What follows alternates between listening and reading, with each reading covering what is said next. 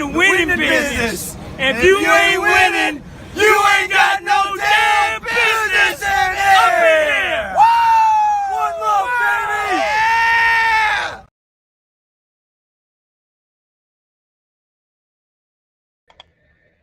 Yeah.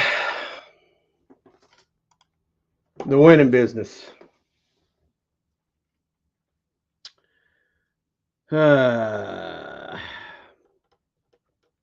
Guys, I'm going to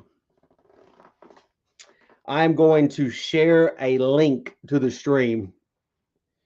If you would like to come on tonight, chat it up with Pizzle, you're more than welcome to. I'm going to be drinking some Blue Chair rum. Shout out Kenny Chesney.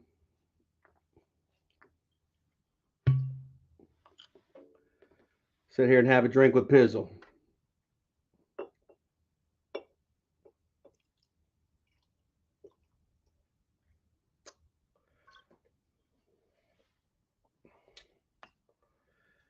Anyways,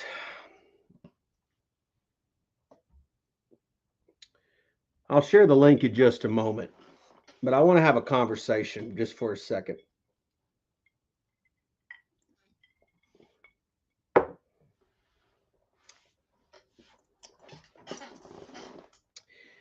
It really hurts.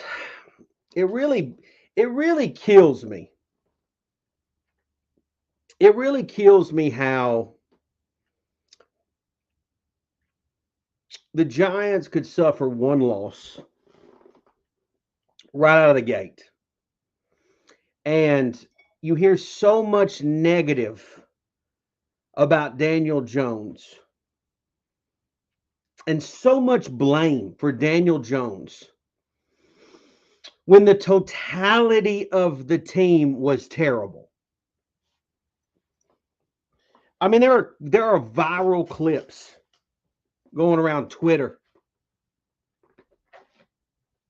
Viral clips going around Twitter just nitpicking at Daniel Jones's performance on Sunday as if the Dallas, here's the thing.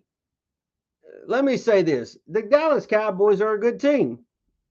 I mean, we tried to do a roundtable discussion with Rio Robinson, Philly 500, and dumbass Mark Holmes. And I literally said during that time before Mark Holmes started a PMS, I literally said that the Cowboys were the team to beat in the NFC East. That's honestly what I still believe today. So, the Cowboys, I think, are the best team in the NFC East. They blew us out. It sucks, you know? It sucks. But anyways, I'm going to invite, I'm going to put the link to the stream. If anybody wants to come on and chat with Pizzle, you're more than welcome to. I think I can, I'm also streaming on the Cop Pizzle Experience channel. Probably going to have some unique content over there at some point. So feel free to come on in, chat it up with Pizzle if you like. We'll sit down, have us a drink. We'll talk some ball.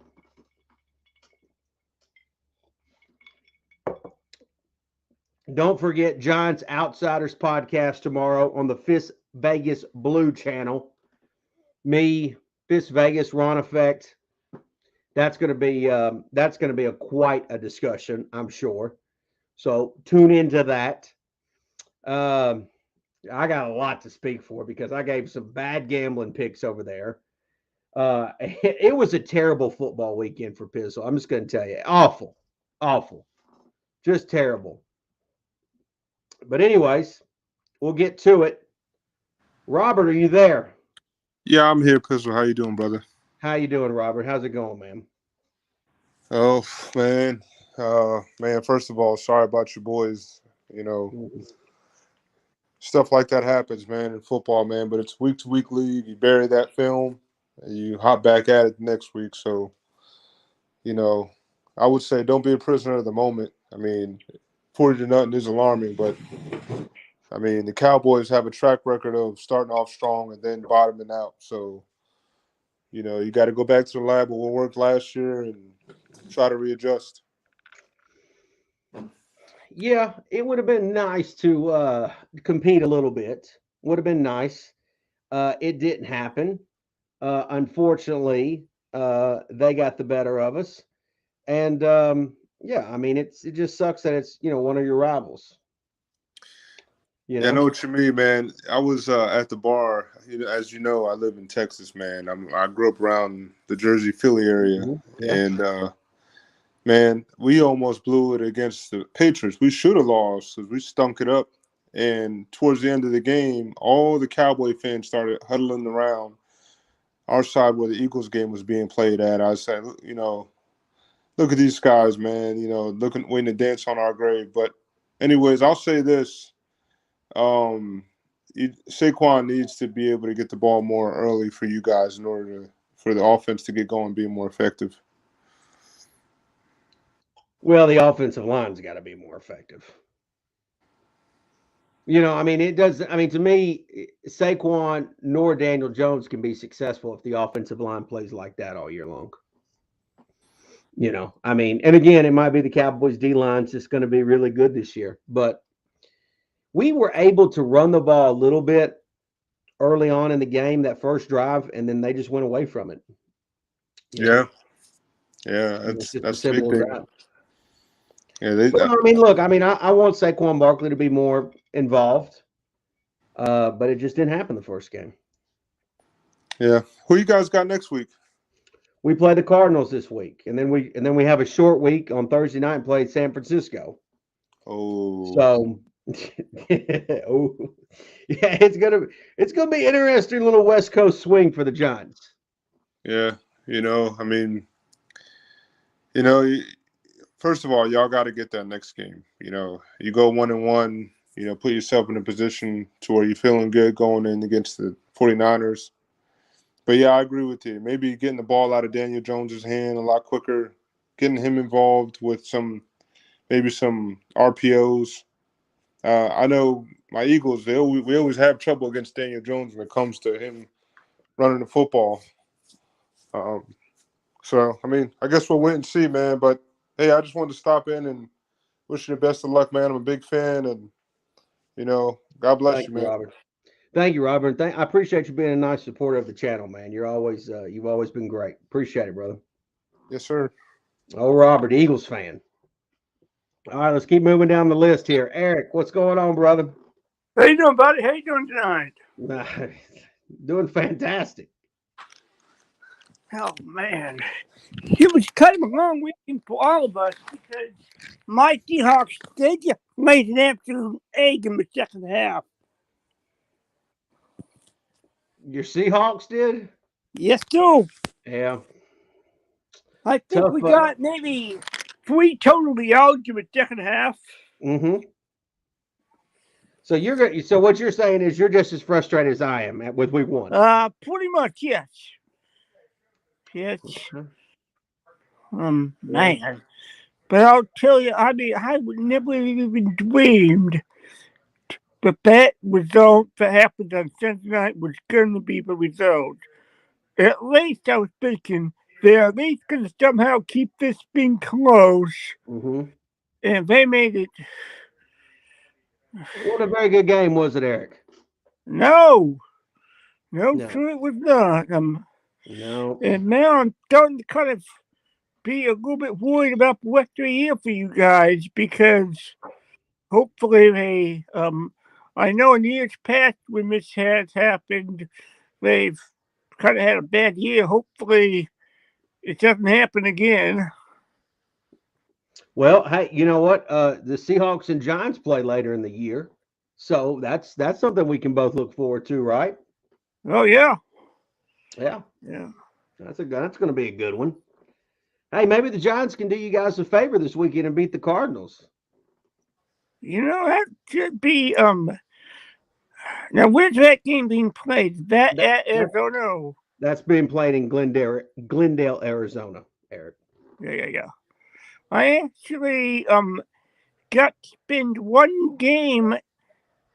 I mean, a long time ago now. My nephew is my cousin. He was a police.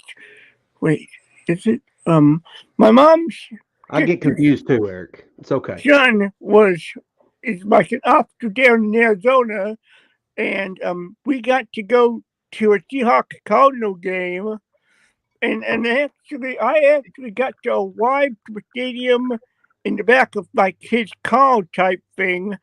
So it was pretty funny because after that I posted a picture of how I arrived at the game, and like a whole bunch of people in the Seahawks fan group, they were like, "Well, I guess we can all just go home now because no one's ever gonna top this guy."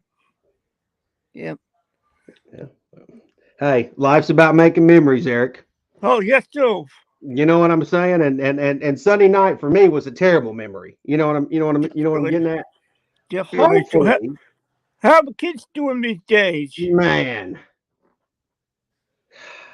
Getting they're big? they're a handful. They're big. Yeah. Fortunately for me, right now they're asleep. That's Yeah, good. yeah. But they're hanging tough. Got little baby doll in first grade.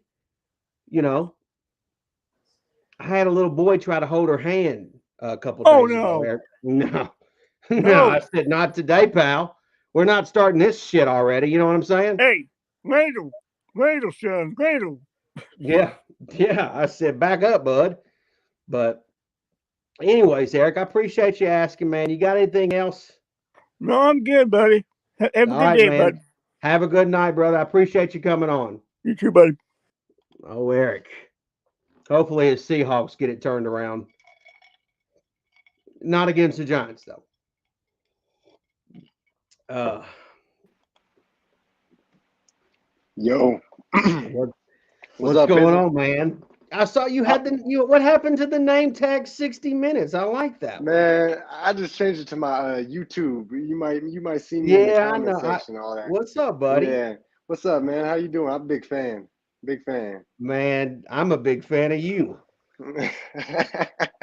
What hat is that? What Hey, is that? Is that a Braves? it's What a hat is that? Braves hat, man. Yeah, I'm okay. an Atlanta fan, but funny story. I was just on YouTube one day years ago, Hmm. and I just one of your videos popped up, and I started watching. So now I'm like a Giants fan on the side. I'm a Falcons fan, but my second team is the Giants now. So Hey, so yeah. funny you say that. So I got the Sunday Ticket on YouTube, Hmm. and I got triple monitors in my little man cave here, and so Hmm. I had three games going on, Yeah. and so and I actually watched the Falcons Hmm. on I watched them, and I thought because I'm interested by the Falcons. I think they got a good little team, and so Yeah. I just want to check them out, see what I think their team's really good. It comes down to if Ritter's going to be any good, like I mean Hmm. that's the biggest thing. But I checked them out, and I thought they looked pretty good. I mean, I think a good little team. I've I been think if trying to you're a tell Falcons people. fan, you should feel pretty good right now. I mean, we got the easiest schedule in the NFL. I say we're 9 and 10 wins if things go well. 9 or 10 wins probably, but you know that's also what I had the Giants at going into the season. Because I said for the Giants, if they with the hard schedule they got this year, if they could just hit 9 wins again, that would be such an accomplishment. Yeah, Because last year they kind of had an easier schedule, and then obviously this year, um, yeah.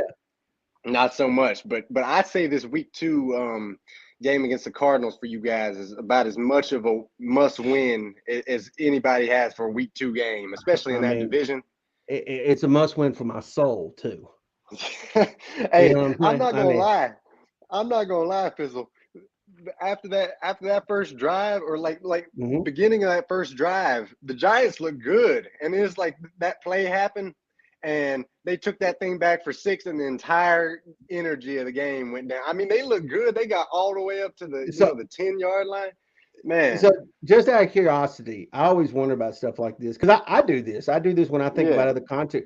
So like when you're watching the Giants just get absolutely just destroyed, right? Are you thinking about Pizzle thinking like, oh man, my boy, like my I, poor I, buddy I'm Pizzle right now, hey, like just. I Hey. want to help this man. Hey, you know why I felt bad for you is because you're a self-proclaimed 60-minute man, so I knew I you know. weren't going to turn the game off. I knew you Oh were going to no. sit there and watch every minute. It's Oh, going to I be watch torture. every minute. Hey, and you know, it just, man, every drive. I mean, and then Gano lines up for the field goal and misses. Oh, I mean, and that guy never misses easy never shots misses. like that. He I never. mean, You're right. He never misses. everything that could have gone wrong went wrong in one night. Yeah, Every bounce of the ball went the Cowboys' way, and everything. you know, and Well, now you know no. In fairness to them, they were the better team. I'll give them credit they on that. were But they were, everything was and going their right. I actually predict the Cowboys to be the number one seed in the NFC this year, and then of course they'll choke in the playoffs again. But you know Yeah, that's what it is. You know that's the a Cowboys can that get to the Cowboys can yeah get to the playoff. It's a question yeah of what will they do when they get there.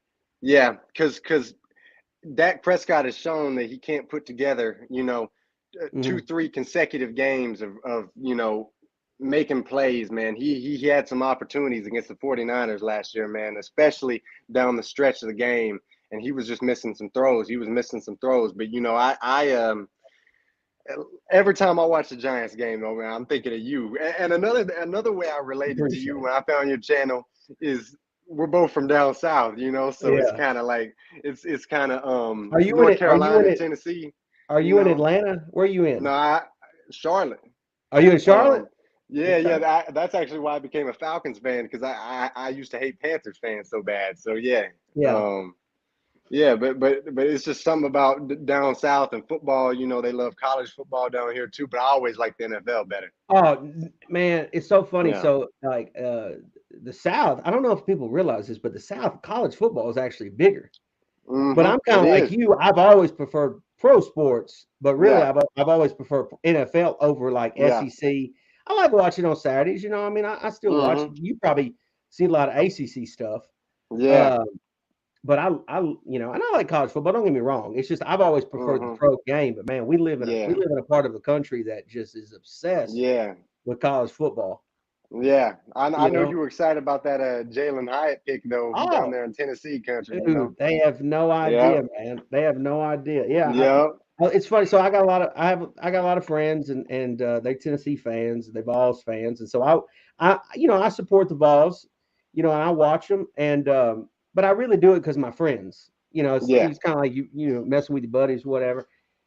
And Jalen Hyatt was on my radar for a long hmm time. He played. It was a game against LSU last year. I Yep. thought, man, it'd be so great if we could have a Jalen Hyatt. It'd be so cool, you know. And then, sure enough, he's on the team, and hopefully, man, it works out. I'm excited about it. You know, Yep. you know, I hear a lot of Big Ten stuff. Of course, the SEC is kind of down this year. They ain't had no luck yet. You know, Bama lost the other day. hmm Um, but yeah, man, and we live in a football we live in a Yeah. football world down here, man. Right. Right. Right. It's Um. absolutely. Hey.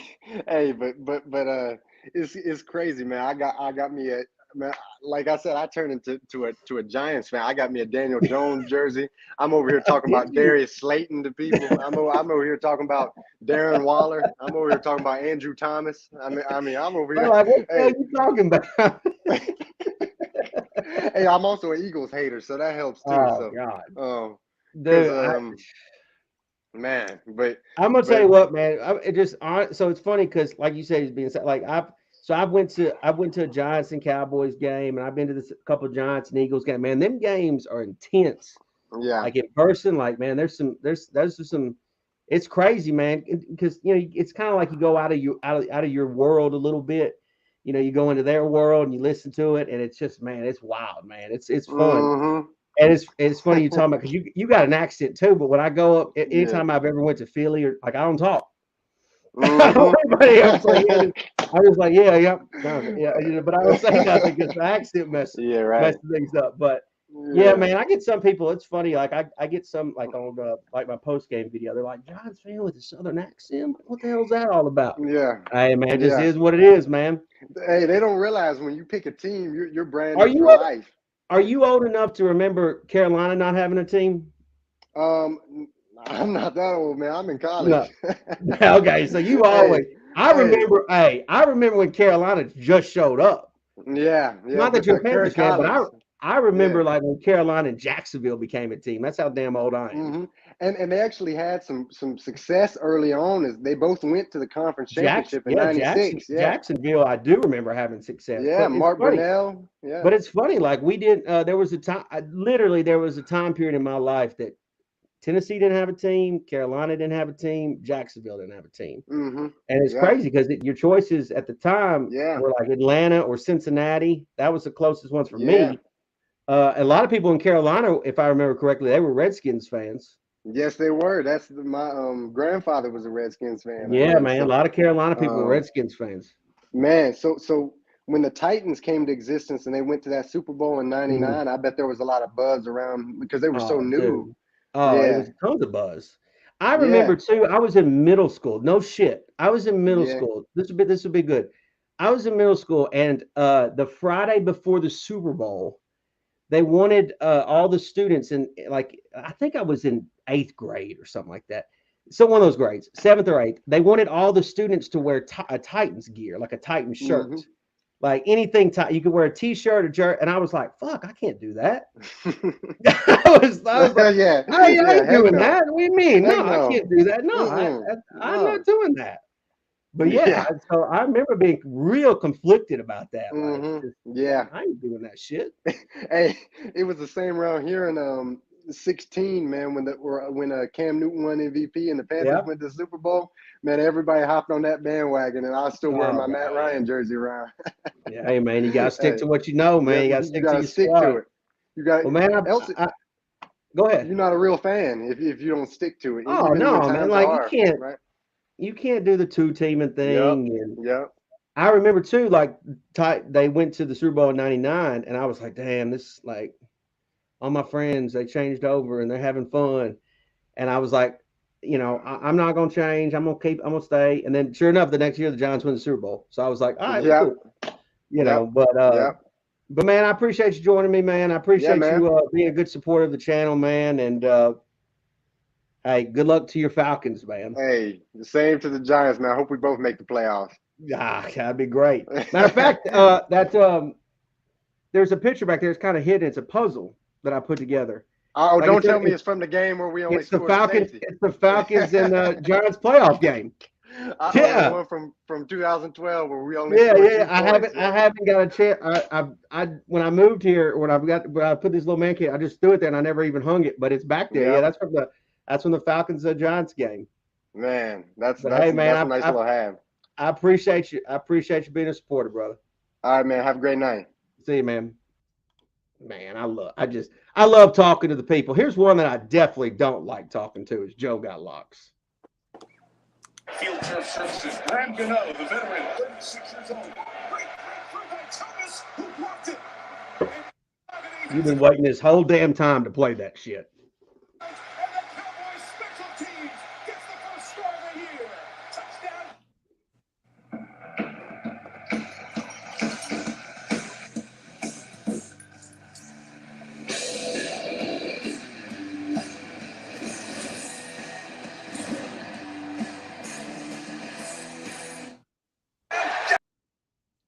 What a weirdo. Bobby. Hey. Not you, Bobby. You're not a weirdo. No. That guy was a weirdo. At least we didn't have to see his ugly face. I know. I'm He happy. can't figure out what team to root for. Now he's a big Carson Wentz fan. He doesn't know what team Well, to root who for. cares what he is? I don't know. Maybe. So how you doing, Cop? I've been better, Bobby. I know that game was hard. It was over before it even started. It was pathetic. I felt ashamed. And we're the only team that didn't score a point. I know, right? How sucky is that? Oh, very sucky. Oh my God. A goose egg? I've been waiting like 8 months. Yeah. Jets played pretty good last night, didn't they? I mean, you know what's crazy is like Aaron Rodgers, and I don't wish this on him, and I feel bad for him, honestly. But him getting hurt is like taking some probably steam away from the Giants getting killed, like in the New York, New Jersey area. Yeah, that's true. That's probably They're taking still the Cowboy fans are still picking on us. Oh, I know. They're always gonna. Hey, They're just have you talked to my friend lately? Nicole. Yeah. I haven't. Oh, I miss her so much. She gets a little cranky, and so I know that she's cranky right now, and so I'm kind Oh, of definitely. keeping I'm this. cranky as hell. Yeah, no Yeah, problem. You you think know we what I beat the mean. Cardinals this weekend? Well, we better. Yeah, I hope so. We better. I It'd think we be can. It'd be nice to. I mean, I don't think the thing that I'm curious about is I don't think Andrew Thomas is going to play. No, he's injured, they said. So how is this offensive line going to play? They said they signed somebody today or something. Yeah, but even if they sign Jesus Christ, Bobby, how is the Yeah. offensive line going to play? Yeah, I know. I thought they were going to do better. They should have played more Yeah, preseason, I guess. it's just a only sad. play- It was just a sad game, and I know. I saw you all game. I felt bad for you. I You know. were on the floor. I cried for you. I'm telling you. Thank you, Bobby. I appreciate you crying for me. You're my No friend. joke. I don't. Monday morning was Yeah. really Crappy day. psychologically rough for me. Yeah, me too. Definitely. I mean, Monday morning. I mean, I'm not even kidding. Like, I don't make a big deal about mental health, but boy, I was mentally Oh, fucked up Monday morning. yeah. You saw Bad Dogs video. For what now? You see Bad Bad Dogs Dogs? he made? Yeah. I watched a little bit of it. Oh, he was. Oh my God! When he started, he was mad as hell. Yeah. It's horrible. Oh, it's awful. Anybody. I mean, any Giants fan. I mean, it's Well, the the worst people who night. went to the It's the game worst too. nightmare. The Oh, I people who mean, went to the game. It was pouring out. pouring rain. But look at Dallas. They scored 40 and we scored nothing. So we can't blame the rain. It's the So worst game. And you know what's funny, Bobby? And I don't know if anybody else experiences. I had people that I hadn't spoken to. This is no joke. You make yeah. friends in your life, and sometimes you lose touch. You lose out of touch with people. I had people that I hadn't even spoken to in a couple years, like Yeah. literally a couple years, like message me Mhm. and almost like, "Hey, are you okay?" Or like, "Hey, man, what happened last?" Like literally, I had people reaching out to me that I haven't heard from in years. Because they knew I Oh, was a big Giants fan, yeah, right. and I was like, "Yeah, I mean, I guess I'm fine. Like, it sucks, but I guess I'm fine." What about that cowboy fan that we don't like? Mark He Holmes. give you, yeah. Did he give you a hard time? I haven't watched. I'm sure he said something, but I haven't Yeah, watched he anything. must have said. I refuse to watch anything right now.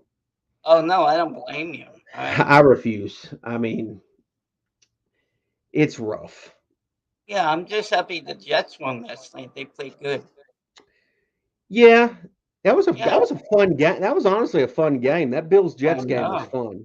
Jets were down, then they came back with Wilson. It's unbelievable.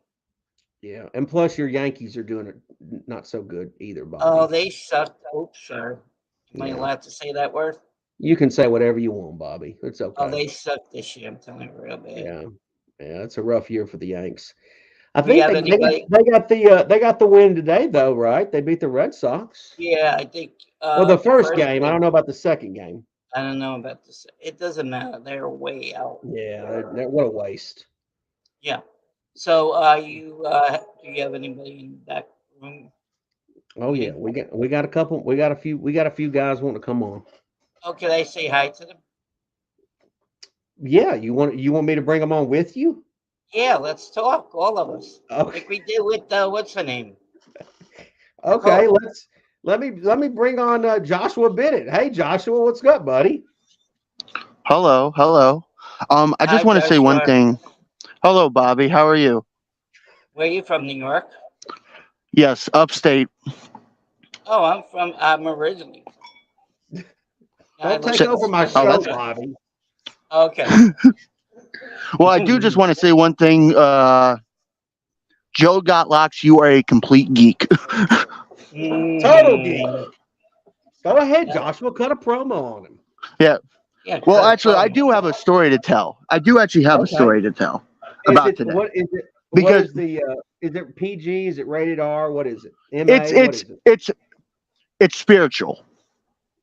Okay. Oh. Okay. All right. Yeah. So obviously it's been rough for Giants fans last couple days for obvious reasons. Sure. Mhm. So today at work, I was walking to Stort's shop, and I looked up at the sky, and I just asked, basically, give me a sign that the Giants are going to be okay this season. Okay. And then All right. a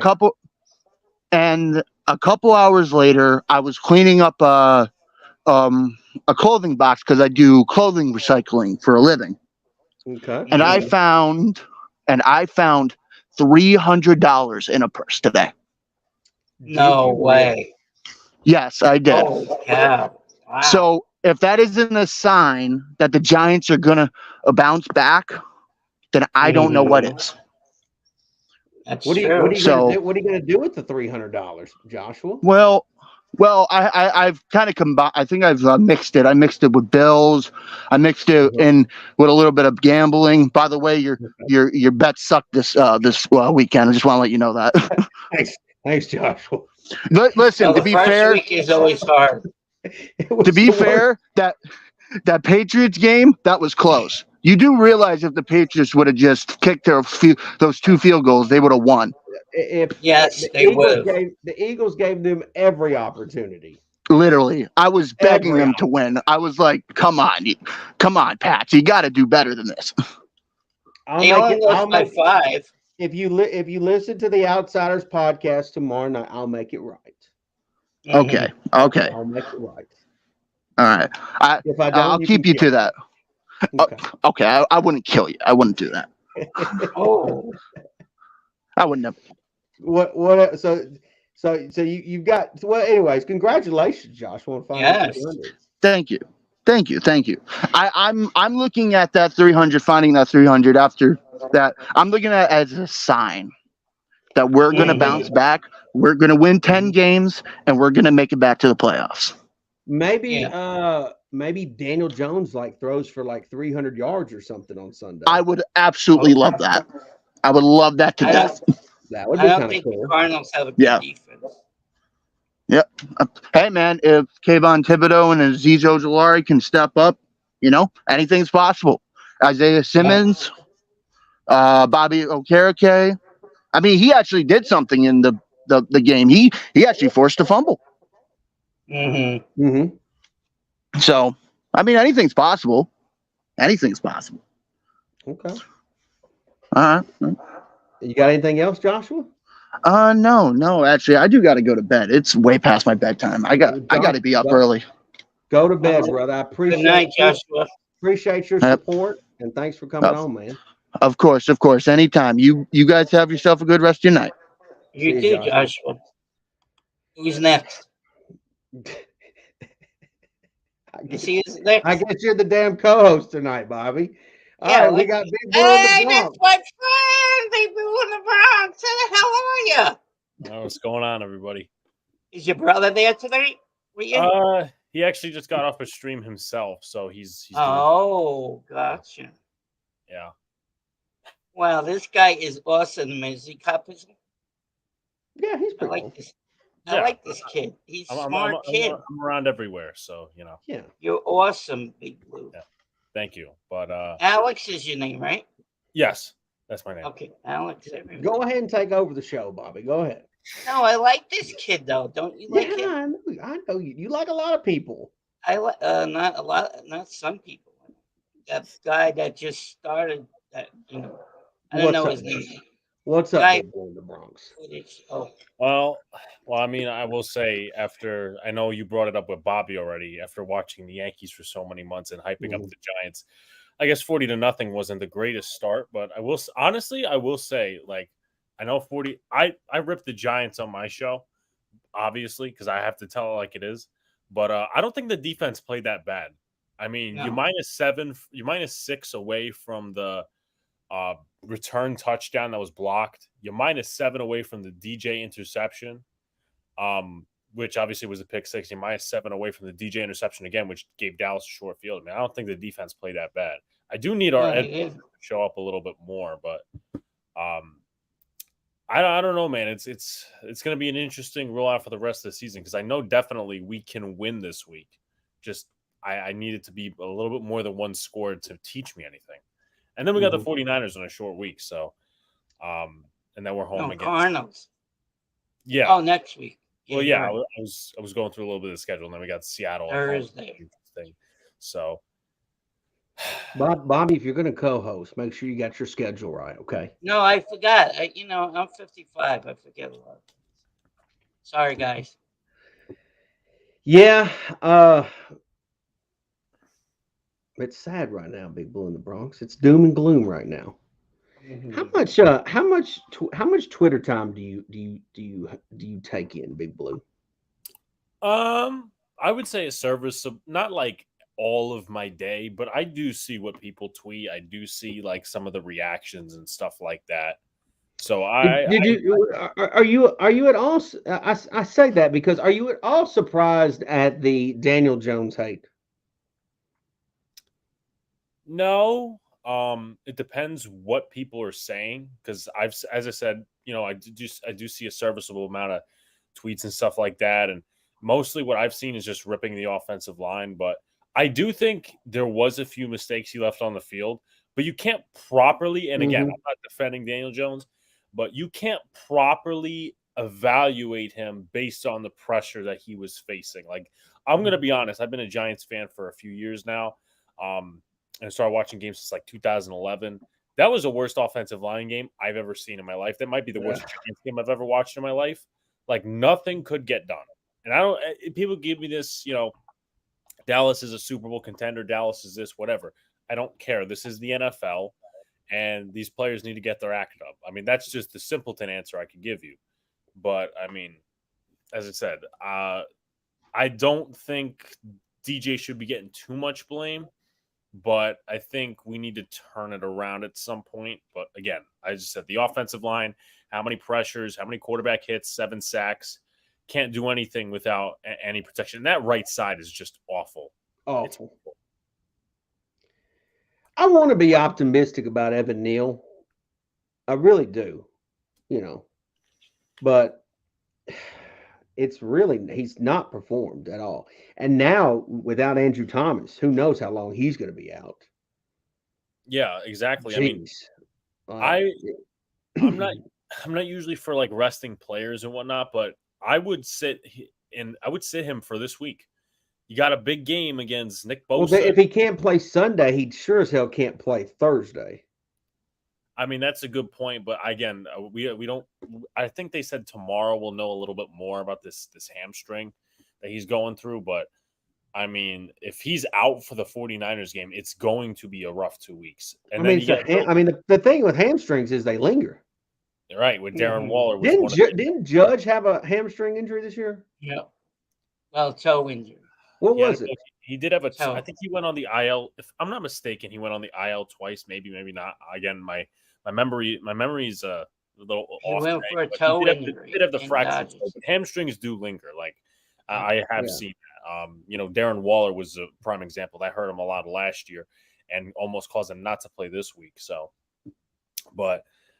No, that's a tough injury. And again, we're going to be in a tough hole for 2 weeks.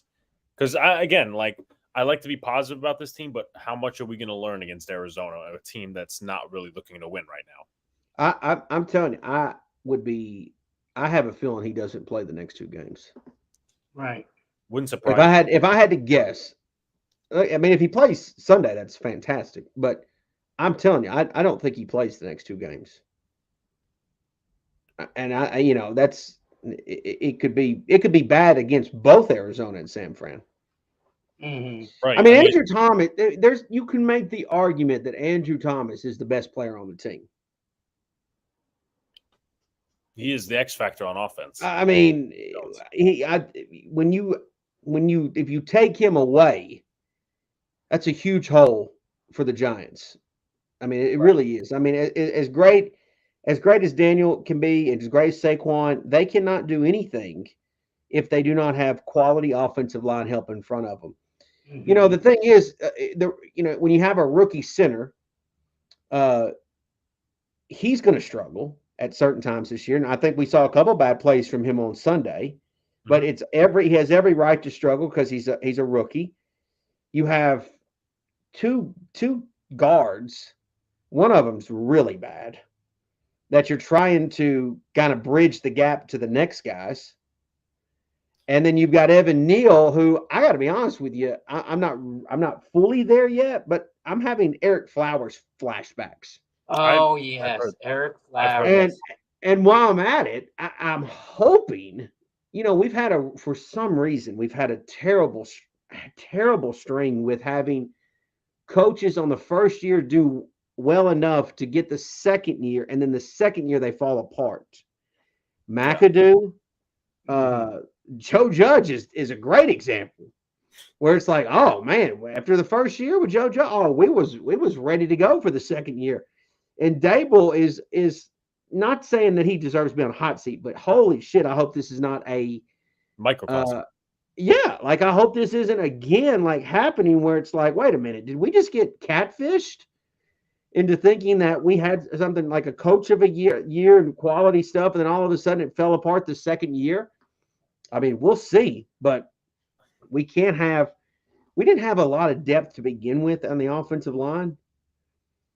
Yeah, and, no. I mean, that's the thing. I mean, it's really nerve-wracking right now of the idea of what could come this season if things went bad. That's I'm playing the if game here. Right. Playing devil's advocate. Right. And it's just a matter of two things and two separate subjects. Like, I was one of those people after the preseason. I don't know how you were, Pizzle.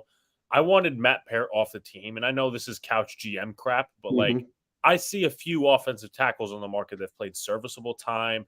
Dennis Kelly, who was a former Titan, so he's familiar in your area, Pizzle. I know people are throwing out Dalton Risner and Lyle Collins now because they're free agents, but But see, Big Blue, I don't know, and again, I don't know enough about the logistics of it. I don't know if it's as simple as just a plug and play. No, I get that, and you know what I'm saying. Like, I know it sounds great on paper. Oh, you sign this guy and he'll be better, but there's something to it that causes that to not be such an easy fix. Right. No, I get that. There's the other side of that. It's just I feel like when the Giants were making all those moves at the waiver wire, I thought they could have picked up Dennis Kelly. I thought they could have picked him up. And again, it's not a plug and play situation. Yeah. But just like a solid tackle. But I think this year is going to be interesting. I know there was a lot of talk in the offseason about bridging the gap between the Giants' talent and the Cowboys and Eagles' talent. I don't think we're there yet, honestly. Like, I think this game was, I don't want to say overblown, but if you take away, let's see, 3 touchdowns basically because of the block kick and the 2 interceptions, that's 20 points that your defense gave up. That part's not bad. But if you can't get it done up front, and you got the Eagles rotating guys in and out, you got the Cowboys, the Commanders are the Commanders. Like, I'm not scared of them, but they can beat us. Like, how are we going to make long playoff runs if we're not going to bridge the gap of talent? And that's why. Well, I was going to say, here's the bad thing about Sunday. And I don't know if any Cowboy fans have said this. If I was a Cowboys fan, I would literally be pounding this till it hurt. The Cowboys offense didn't even have to step on the field in order to win the game on Sunday. Dak had under 200 passing yards. If the Cowboys would have came out every drive, first down and punted, they would have still won the damn game. Exactly. That's the reality. I mean, that's honestly what happened. I can't spin it any other way. It's the truth. I mean, if I was a Cowboys fan and I wanted to shit talk the Giants, that's literally what I would say. It's like, we didn't even have to send the offense to the field. Right. Our special teams and defense beat you single-handedly. And that's bad. That's goes bad back when to you really think coaching. about it. That's a lot on coaching. And like two things, I was going to finish up my point from before, but like it makes me worry because you were talking about Evan Neal before, Pizzle. How are him and Glowinski not trusting each other not to pick up stunts? Because that was majority of the sacks. They've been struggling with stunts for damn near. Phil Johnson's been struggling with stunts. It feels like for damn near 10 years now. Exactly. It's like I don't understand that. I don't get that part. I mean, teams have been stunting on us for the last 5 years, right? And it's like we don't have any idea how to cover that at all. We have no idea how to protect. We have no idea. And like I don't understand it. Like I think part of that is coaching too, because they were doing rotations in the preseason. And I get it. Listen, Glowinski and Neal played with each other last year at the same positions, but when you got a rookie at center and you got Glowinski, who's an absolute trash can next to him, is that really who you want to be spotting him next to?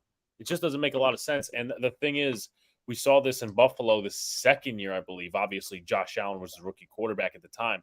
You saw Buffalo take a little bit of a regression from, a playoff victory with Tyrod Taylor, and then obviously coming down to Josh Allen. They were like 6-10 or whatever. Honestly, I think it's starting to get into the reality for me that the Giants might actually regress this year. And maybe 9 wins at most, but not make the playoffs, not creep into the playoffs, because there are still some players. There's still some areas where we need to figure stuff out. And, maybe we got a little too hype off of last year, but I also don't want to go through this thing where we got to fire a coach every 2 years. I don't want that either. I'm just saying I've got a little bit of PTSD there. Mm-hmm. You know what I'm saying? I got a little fear there going on. Right. Let me stay with me, Big Blue. I'm going to bring Christian on. He's been waiting for a little bit. You there, Christian? Yeah, I'm here. How you guys doing? What's up, Hi, buddy? Christian. Say hello to my co-host, Bobby. How you doing, Christian? We call it like Big Bobby in the Bronx Pizzle. I don't know. Some sort of. I don't know. Christian, you're funny. What's up, Christian? Nothing much. I actually I comment on in the Fist Vegas Giants Outsiders podcast every now and then. Okay. You guys always joke that I kill people in a pizzeria. I don't know. That's your thing. Anyway. But this does that. I'm listening, and I got to be honest. The main thing I took away from the game was always, and it's been a problem for a while now, and it is alarming. I'm piggybacking off of what you said, Pizzle. It's like Evan Neal. I'm not sure. I want to keep having faith, but he just seems to struggle against any elite pass rusher. You know what I'm saying? No, absolutely. And that's alarming. I don't think there's any problem. If you're a Giants fan and you've been watching all the games, I don't think there's any problem to feel that way. You know what I'm saying? I don't think you're out of line for thinking that Evan Neal has not played well. My excuse for him last year was the fact that he was a rookie. Rookies are going to struggle.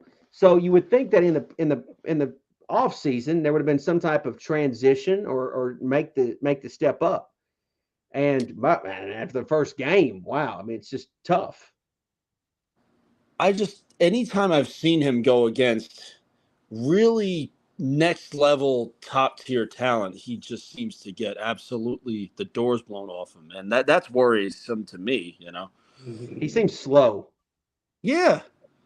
And it's funny you mentioned stunts. I've been watching teams, like you said, for the past 10 years just run simple stunts on us, and they get 9 sacks or whatever it is. It's just crazy, It's so frustrating because, even if you go back to the end of Eli Manning, what was the issue? The offensive line. Right. Yeah. We had the issue even early on in Daniel's career. We had O-line issues, which we couldn't even. And the ownership even came out and said, "We've done this kid wrong. You can't properly evaluate him." And then last year we seemed to get some type of we kind of stopped the bleeding a little bit, right, on the bad offensive line play. And now all of a sudden here we go week 1. I still feel like it could be some of the fact that the Cowboys are really good. I think that is playing into it a little bit. But holy shit, like to see it be so bad, 8 sacks? I think so. I remember, and I think they said it was 7 official, but there were 2 others that got called back. So it really was 9. It could have been 10, and I'd believe you. Yep. And not to mention, that doesn't even count all the hurries. This is what's I felt like, and I don't know about anybody else, but I felt like there was a time that Daniel, you could visibly see that he was uncomfortable. Yep. And that to me was, I don't want to say traumatizing, but was very concerning. Where it was like, damn, like he's week 1 in this thing, and he's already feeling some pressure. Like he's not comfortable. He doesn't feel. And this goes back to the fact of like, look, I know he missed Jalen Hyatt. I know that he missed some throws here and there. I get that. I understand that. But shit, put yourself in his shoes for a moment. If Micah Parsons is breathing down your neck, I don't give a damn if you're a 40 million man a year or not. You're gonna take a shot to break your ribs or something. You know what I'm saying? Like, I mean, I don't understand what Giant fans really want him to do, other than not get killed. The criticism that I hear, and it's mostly just these armchair GMs as but you hear it though. But the thing they always say is that, a quarterback should be able to elevate the team regardless. It's like, but I don't know. There's just some things you can't overcome, I feel like, I 100% believe that. I don't feel like any quarterback can, if he has an offensive line that can protect him and keep him upright, yeah, he can elevate. But if you don't get the time to do what you need to do, you can't elevate anybody. It would be one thing if he had all day to throw and he's missing throws. That part I would understand. But when you're in a bad position, I don't know really what else you want him to do. Yeah, I don't know. Like I said, imagine if it were Eli back there. That's what I kept thinking. Oh, I mean, it would be. It's. I don't know. The biggest thing for me is that's what I need to see, and hopefully I don't know what the status of Andrew Thomas is going to be long term. I still feel like short term he's going to be out, but man, the number one thing that they have to do these next couple games is prove that they can protect. I mean, forget about. I mean, look, I want them to win, but man, they got to protect. You can have a $40 million quarterback if you want to. You can't protect him. You're going to get this man killed. And then you don't have a quarterback. And he's mobile. He's tough as nails. And he looked rattled, which, again, I am agreeing with you. That scared me. That's the scary part about it. Yep. You would understand if he was rattled and he had no mobility. Yep. If he had no mobility and you say, well, shit, he can't run it. He can't go anywhere. He's completely exposed. But you take the fact of that he does have mobility and he's still concerned. That's the bad part about it, is the fact that he didn't even feel comfortable leaving the pocket. Pizzle, I have a question. I have a question for you, and I don't mean to cut you off, but sure. Now, do you think this is what I worried about when we signed Waller? It just reminds me a lot of the fact that we had Ingram, which didn't work, and then we add Waller, who's a similar player, and the fact that he's not really a blocking tight end. He's like a basketball player. Right. So in your opinion, do you think that, it just feels like we regressed a tiny bit. Now we're back to having an Evan Ingram type tight end again. I just don't know if that worked for us. Well, if you remember, we brought in Bellinger a year ago, and you had more of a blocking tight end style. Waller's not. I mean, what's Waller? Is Waller going to get down on the line? I mean, just look at his body type. Is he getting down in there and blocking Micah Parsons off the edge? Definitely not. You know what I'm saying? I mean, like, I still believe. I am of the belief that Darren Waller was brought in to be a hybrid tight end / number one receiver. Yeah, that's my true belief. Now, I could be wrong. Some people think they're more experts than I am with it. That's okay, whatever. But I believe that they brought him in to be Daniel Jones's number one target. whether it's tight end. I mean, if you think of Kansas City, number one target is the tight end, Travis Kelce. So a tight end can be a number one target. The thing that I feared the most about Darren Waller is the same thing that I feared with Evan Ingram. These guys are like basketball players. They look great in shorts. They're going to look great in the summertime when there's no pads, and they're freakish athletes. So when you see them in training camp, they absolutely are going to shine when there's no pads on. They're, like they're the best. That's what training camp is like. I mean, it's like going out and playing pickup ball, right? So they're going to shine just like Evan Ingram would shine. I don't know how long-term, how well Darren Waller works for the Giants. I want to be positive about it. I want it to work out because I want it to happen for Daniel Jones, right? He deserves to have a big-time target. But on a situation like Sunday, where it's like, hey, we need the tight end to be helping us block. We need help down. You know what I'm saying? We need to put some men in the down here in the trenches. You can't do that with Darren Waller. Yep, and I think the second half adjustment that should have been made was to go to a jumbo package, even if you brought in a guard as an eligible receiver or something, just to try to help that right side of the line, and we didn't do that, and it's because we really can't. That's what I was worried about, Well, it's frustrating. I see. This is where I go back to Dable again. Where was the second half adjustments? That's a valid point. I mean, where was it? And look, I'll say this too, and maybe I'll bring this up tomorrow in our Giants Outsiders podcast. Joe Shane, Joe Shane is in this honeymoon phase with Giant fans, right? He can do no wrong. A lot of people are saying, "Oh, he fleeced the Raiders. Traded for. He's done this, he's done that." And look, I agree with a lot of the moves Darren or Joe Shane has made. But if this is the offensive line that you were feeling good about, helping Saquon, you're going to start getting a lot of heat. The honeymoon phase with Joe Shane is going to eventually start going out the window if this is what you're going to produce. Again, maybe that was just the Cowboys. Maybe this is an overreaction, right? Maybe the Cowboys' defensive line is the greatest defensive line in the history of – who knows? Like, we're going to find out, right? But if they go out there and struggle against the Cardinals, you sure as hell know that they're probably going to struggle against the 49ers. How long is this going to really last before the fan base starts to lose their mind? I just think now – because the Giant fans have a short leash. Well, I think what factors in, and Bobby may agree too. I think what factors in, we're traumatized. You mentioned traumatized, yes.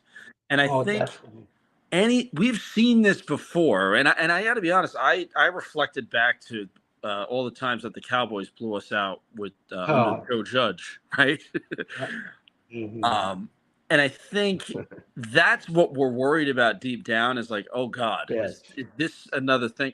I have yet to see that, but it's just a great time to be playing Arizona. That's what Christian, that's the thing that I fear, man. It's not that I think that Dable is on the hot seat or anything like that. I just know that I felt some kind of way already for a coach like Joe Judge. Yeah. Or felt some kind of way like, oh yeah, McAdoo. Like we've experienced this already in recent years. This isn't something that happened in the early 90s, right? Yep. This is something that happened recently. Okay.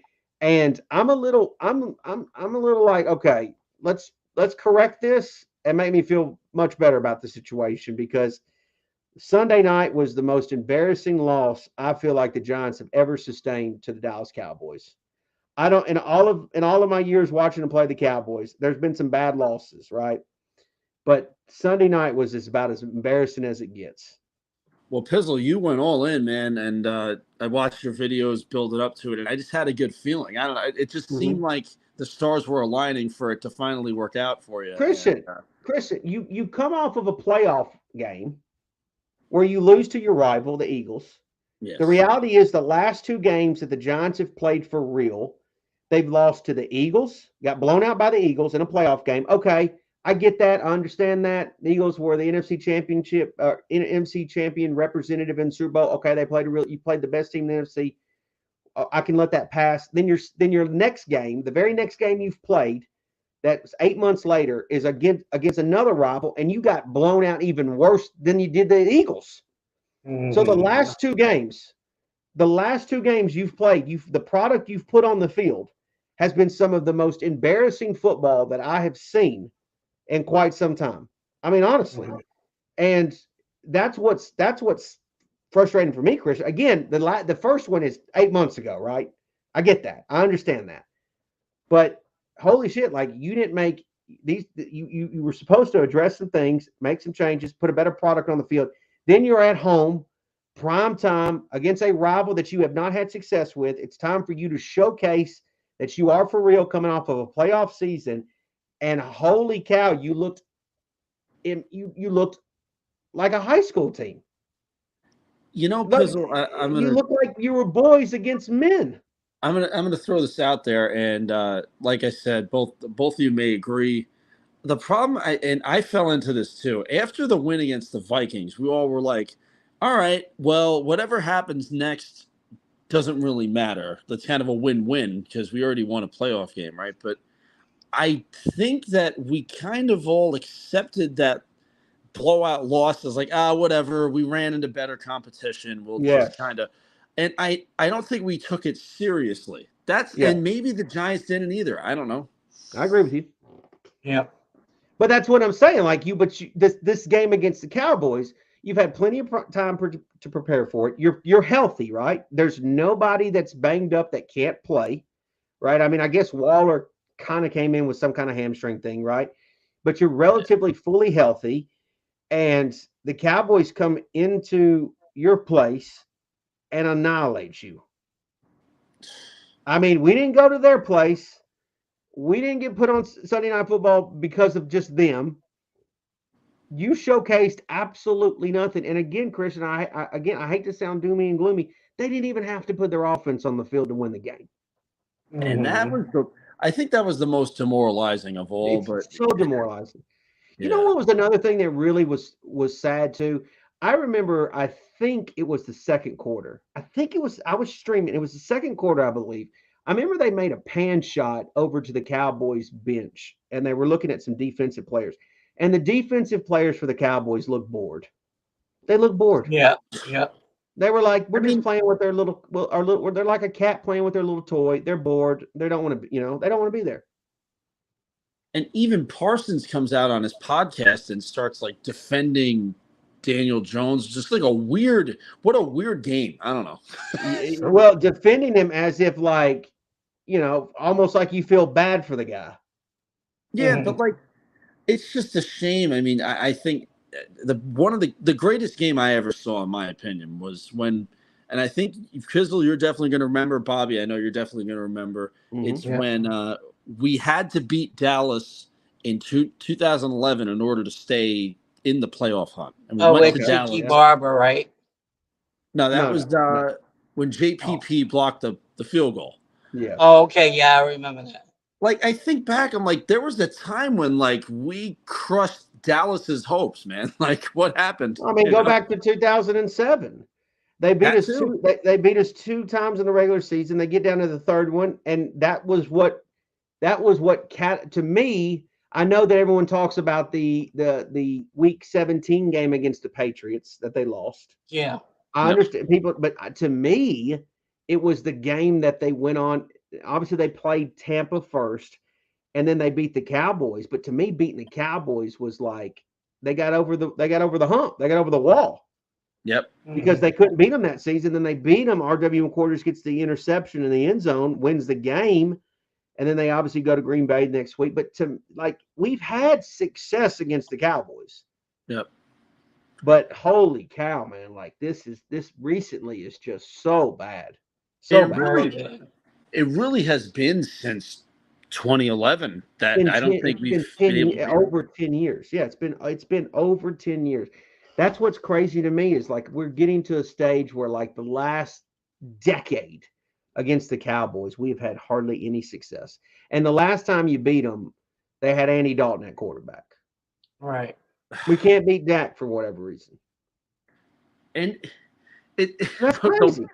The worst part is Dak is, and Cowboys fans are going to light me up, I'm sure, but he's just not an impressive quarterback. It's just not. But for some reason, we cannot beat this guy. I don't know. Well, I think Romo was better. Absolutely, yeah. I mean, I think. I don't think so. You think Dak's better than Romo? Yes. Bobby, if you're gonna be my co-host, at least get some shit right. Remember Romo played the Seattle Seahawks that he missed. Romo was really good. Well, Romo was good. He bobbled the ball on the field goal. Remember? Well, that's because he's a quarterback, Bobby. He's not a place kicker holder. Yeah, I know that. But he made up for that when he dated Jessica Simpson. Yeah. Oh, yeah. Jessica Simpson. Yeah, I would like to date her, but I'm an old fart. Anyway, you got anything else, Christian? I don't want to keep you up all night, buddy. No. Listen, man. Thanks for having me on. I'll be. You're a smart kid, Christian. Just don't kill anybody in a pizzeria, okay? Pizzeria. Yeah. It's a little inside joke there, Bobby. That was Fisk who came up with that one. Yeah, Fisk comes up with a lot of shit. Oh, I know you do. All right, Christian. I appreciate it, brother. Take care. Bye, Christian. Have a good night. I'm gonna bring on Matt real fast, and I'm gonna bring Big Blue back in a minute. What's up, Matt? How you doing, man? Here's my co-host, Bobby. How you doing, Bobby? Where you from, Matt? New York? I'm from Jersey. Oh, that's close by. Yeah. Well, it's like funny. I don't know if you guys brought this up earlier, but we talk about teams like the Dolphins who didn't have their left tackle played this past Sunday. And look what happened, 0 sacks. They gave up 0 sacks to a good defensive line. And they have a really good one in Armstead. Yeah, I know. Yeah, and then the Niners, they can plug in anybody and they're good. So it's like certain teams can do it, but why can't we? And we're supposed to have good coaches. Why is that, Matt? I don't know. I don't know. Maybe is Dable like as great as everyone thinks he is? I don't know. When it comes to stuff like that. Yeah. And I mean, I'm still not like high on them. I wasn't even after the great season last year. I don't know. That's just me, but it's just, I don't know. But like all these other teams. You're not high on who? The coaching staff? On Dable and Shane, to be honest. Okay. Yeah, but I mean, like all these other teams can do it easy, but why can't the Giants, who have been struggling for 10 years and like 1,800 different coaches? Mm-hmm. There's definitely something to be said for that. That is you would, yeah. I mean, it's so weird because even as myself, being as big of a fan as I am and watching as much, it's like I can't even figure out what the hell's going on half the time now. Like I'm like, you would think as a fan, if you watch them all the time, you would have an idea like, oh shit, we might be getting ready to get our ass whooped on Sunday night. And to think that I thought that, hey, I think we got a chance. I think we got a fighter's chance. And then to see them getting annihilated and not even know that was coming, really like is a punch in the gut. Yeah. It's funny because like last year you kept thinking, oh, they're going to blow this. They're going to blow it. And then you change your mind when it comes into the next season because of what happened. The second you get your hopes up, look what happens. It's funny you say that, Matt. I remember I was having a conversation with Fisk before last season started, and I could not believe that after the conversation we had come up with the idea of like, oh, I think they could win 10 games. But like it was kind of like, I can't believe I just said that. And then they went out there and they basically did that, made the playoffs, won a playoff game. You know, you didn't even I was a little bit perplexed by that. Like, man, they won a playoff game. And then you get your hopes up and you're like, oh man, I can't wait to see what happens this season, right? Oh, we can beat our rivals now. And then they go out there and take the worst ass whooping ever against the Cowboys. The worst. I can't think of a worse game. I know you guys are older than me, but I can't think of one. Dude, I literally had to look it up. I had to look it up and remember that we had lost like 35-0. When was the last time we got shut out? Before Sunday. Somebody not even in the Joe Judge era, we didn't even do that. Somebody in the chat will have to look that up or say. I can't tell you the last time we got shut out. That's no joke. Was it 2018 versus Tennessee? I mean, yeah, that game was at least close, but Yeah, probably I got guess made maybe fun it's of, that. too. So that's literally over 5 years ago. A half a decade. Yeah. 17-0. Yeah. Yeah. No, that's right. Now I remember getting made fun of for that now.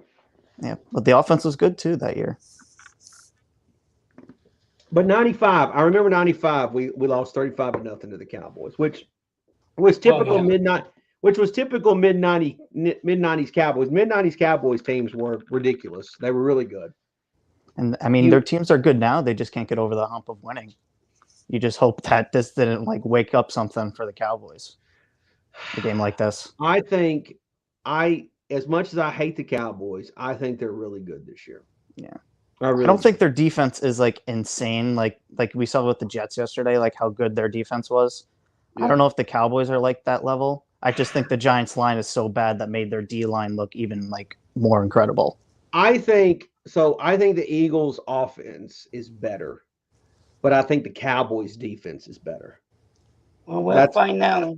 That's what I honestly believe. And so, but here's what's frustrating is if you're a Giants fan and you know you haven't been beating the Eagles and Cowboys, right? Mm-hmm. And you just watched them take that ass whooping, I don't know how you can expect to win the other 3 games. Not saying it can't happen, but how can any Giants fan have any confidence to play the Cowboys again this year? How can they have any confidence to play the Eagles again or this season? Like I'm ready. I want to see those games. I always love when they play their division foes, but damn, like they got to give us a chance to believe that that's possible. They have to. They have to. Washington's like good now too. It's not like Washington's not a punching bag anymore, so we can't tied with them last year. We can't take advantage of them anymore. Like we tied with Washington. So, and that's the thing. If you can't win in your division, if you can't go 1-5 in your division or 0-6 in your division, expect to do anything. You can't do that. I think last year was lucky with the 8 out of division wins. Like obviously the tie helped like counted as a win for the Giants, but if you, in fairness to last season, they didn't really beat any playoff teams. Yeah, I didn't think that Titan win was as impressive. Like even at the time, Green Bay. Green Bay wasn't a playoff team. Yeah, they were good at the time, but they got bad like right after. But they weren't a playoff team, Bobby. That's the thing. It's like they didn't beat. They lost to the every team that they played that pretty much made the playoffs. They lost to. They even got embarrassed by Detroit. And they didn't even make the playoffs. Yeah, I know. But obviously they barely missed the playoffs, obviously. Yeah, Minnesota, they did beat, who obviously was a playoff team, but you know, the Cowboys playoff team they didn't beat. The Eagles in playoff team they didn't beat.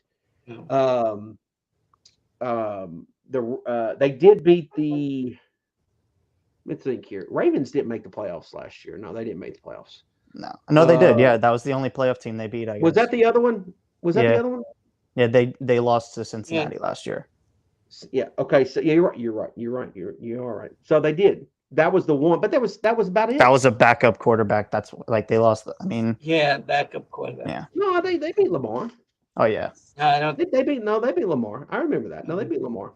Yeah, but the Ravens are kind of like they're not the Ravens anymore. They did. Okay. So Ian's right too. They did beat the Jags, but they only beat. So we're talking about the Jags weren't the Jags then at the time though either. They beat 3. They beat 3 teams. I think that's it. Jags, Baltimore, and Minnesota. That's it. I think that's it. I don't think there's any more. But here's the thing, and not to be negative, Nancy, they have a lot more playoff teams supposedly on the schedule this year. I think Buffalo's a playoff team, Miami's a playoff team, Cowboys, Eagles, Jets. Well, maybe I don't know. Now. Maybe the Jets. I don't know about the Jets. I have faith in the Jets. That's my think here. The 49ers are going to be a playoff team. The whole division can make the playoffs too. Like even Washington, those games are going to be tough. Yeah, I mean, absolutely. I'm going to bring Big Blue. I think he's ready for me. Yeah, he went to another room. He said, "That's his bedroom, I think." Oh, that's his bedroom. You know, Bobby. Yeah. That's. Well, he was always talking in the other thing, and he was in his bedroom. Anyways, what? So Matt, I guess I mean, do you feel like it's warranted that Shane and Dable take a little bit of heat right now? I mean, look at the draft picks that Shane's had. Thibodeau's not been that good. Like he had 4 sacks last year, and everyone like wanted him to be. Everyone thought he was going to be like a lot better. And Evan Neal's obviously struggling. Evan Neal's been a bust. Wan'Dale Robinson had 1 good game before he got hurt. Yeah. I mean, I guess you would hope Banks is going to be good. He had a great game, obviously, week 1, but you don't know. It's like I know it's still early with these guys, but you kind of like had to start worrying about a couple of them. The thing that's frustrating for me is, and I look, I don't hate the Banks pick, but if you potentially knew your offensive line was going to be this poor, I know you drafted a center in the 2nd round, but like, why would you not potentially address a guard position or an offensive line position in the 1st round? Did they only drafted Neal and Izudu last year, right? Online.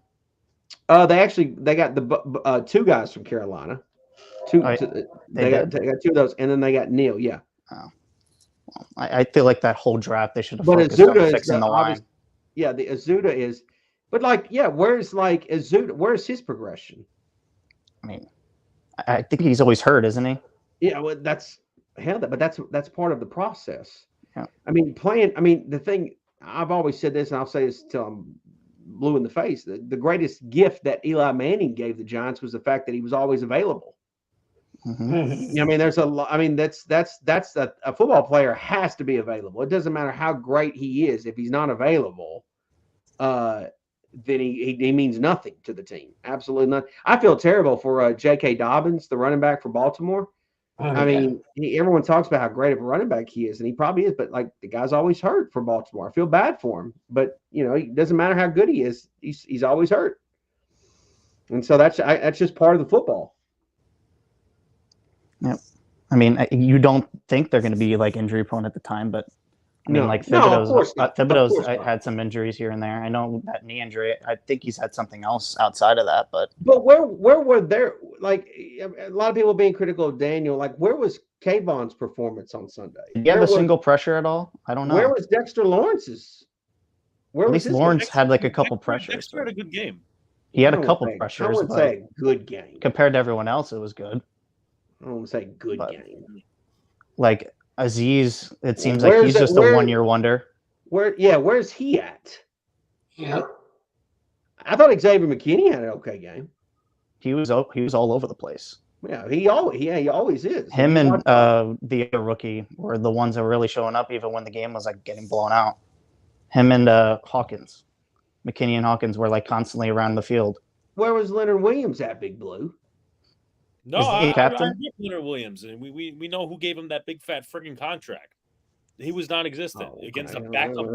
Here we go with Dave Gettleman hate. I'm making a point, Pizzle. And unfortunately, his line might be the best out of what we've had. That's the saddest part about it. That's a sad truth right there. Right, but he couldn't pick coaches, so that's really unfortunate. No, that is very true. I'll give you that, but I mean, he got Andrew Thomas, and I think Andrew Thomas is arguably the best player on the team. I didn't even like the draft pick. Funny enough, at the time, I thought that was a reach, picking Thomas. Oh, but I think I wanted Becton or Wirfs or one of the two. But you would say that you would rather have him now. Though, I mean, of course. Yeah. He saw something that no other GM saw, because I don't even think he was a top 4 projected pick. I just feel like Dave Gettleman just ultimately couldn't get the coach, and he could have been a little bit better on the mic. Probably shouldn't have said some of the shit he said. But at the end of the day, he couldn't get the job done. And I'm speaking realistically. And but it's not. I mean, he got the players. See, they just didn't get coached up. Because clearly, Joe Shane likes some of his players. He re-signed Daniel Jones. He gave Saquon a contract, right? Dex. He gave Darius Slayton a contract. He gave Dexter a contract. Did we think that Dexter was going to be this good, though? Like, even when they drafted him, I don't think they were expecting him to be a top. Patrick Graham put him at the wrong. He had him going up against offensive tackles. That's where you didn't see any growth. First year, I'll give the credit. Like, He had 4.5 sacks his rookie year because he was playing in the middle. They decided because whatever reason, the next 2 years under Joe Judge, they had him playing going up against offensive tackles, which was not his position. And then last year, obviously, what you could say playing for a contract, whatever, was more impactful from the nose position. I think maybe BJ Hill was taking away like opportunities from him because they had 3 good tackles, like him, Williams, and BJ Hill honestly has had a nice little career. I know he's moved on from the Giants. That's because he's gotten more snaps with Cincinnati, though. But he was kind of both him and Dex were kind of getting. Like, but that's another limited Gettleman snaps. guy. Yeah. Well, Danny Shelton was supposedly better, so that was All a Joe Judge thing. Big Blue. That was all Joe Judge right there. All I'm saying is the Dave Gettleman hate. Yeah, I get it, but it's not. It's not fully warranted. I know that, but I'm just saying I was going after Judge on that one because they'd rather play Danny Shelton, who was getting muddied on every single running snap, than they would, BJ Hill, who was at least a solid run defender, and now he's in Cincy for another few years. Wasn't he a Patriot buddy though, Danny Shelton, with Judge? I think that's probably why he played him, because he played favorites, which is not what you're supposed to do. Which, by the way, not to bring it up about OBJ, but in the end, Dave Gettleman won the trade because you got Dexter Lawrence. Yep. Odell's had, I think, 1,000-yard season since. I mean, Odell has done nothing pretty much since. He did nothing in that Baltimore game too. No. In week 1, he got that big contract and he did nothing. He's not 100%. He's not. It's over. I mean, it's not. You're not getting Odell anymore. That sucks because I really liked him. Yeah, I mean, his divaness kind of cost him because I don't know. Yeah, what he did on the sidelines was horrible. Well, you don't win with those guys at receiver. That may be why the Bills don't win with Diggs, because he's a diva on the sidelines too. The unfortunate thing about Odell and the unfortunate thing about the end of Eli Manning's career and the beginning of Daniel is that those guys, as talented as they are, they were never able to be, and Saquon too, they were never able to be fully great because the offensive line did not allow them to be great. Sure. I just don't understand how you failed this many times with linemen. I really don't understand. Because clearly it's not a GM thing anymore. Because it's done 3 GMs in the last 10 years that can't get linemen. I don't know. So maybe this is just a Giants issue, not. I don't know, man. Like we're just cursed when it comes to linemen. It's like we're cursed. It's like the Browns, how they only had Joe Thomas and no one else. Maybe that's what it's going to be with us for the next 15 years. True. And that's what's the sad reality. And there's some players that in the league get wasted on teams, and you would hope that you're not wasting. If Daniel Jones is actually really good, you would hate to see that get wasted. If Saquon Barkley is really as great as people say he is, and I think he is good, you would hate to see that get wasted. Obviously, we wasted OBJ, right? Whether what he had some off the field stuff, but he was obviously talented. You just hate to see guys that are really talented players get wasted because you can't get the damn offensive line. You can't get the 5 guys right at the offensive line position. That's what's frustrating. Anyways, Matt, you don't have to hang around, buddy. I appreciate you coming on. Yep. Appreciate your support, man. Yep.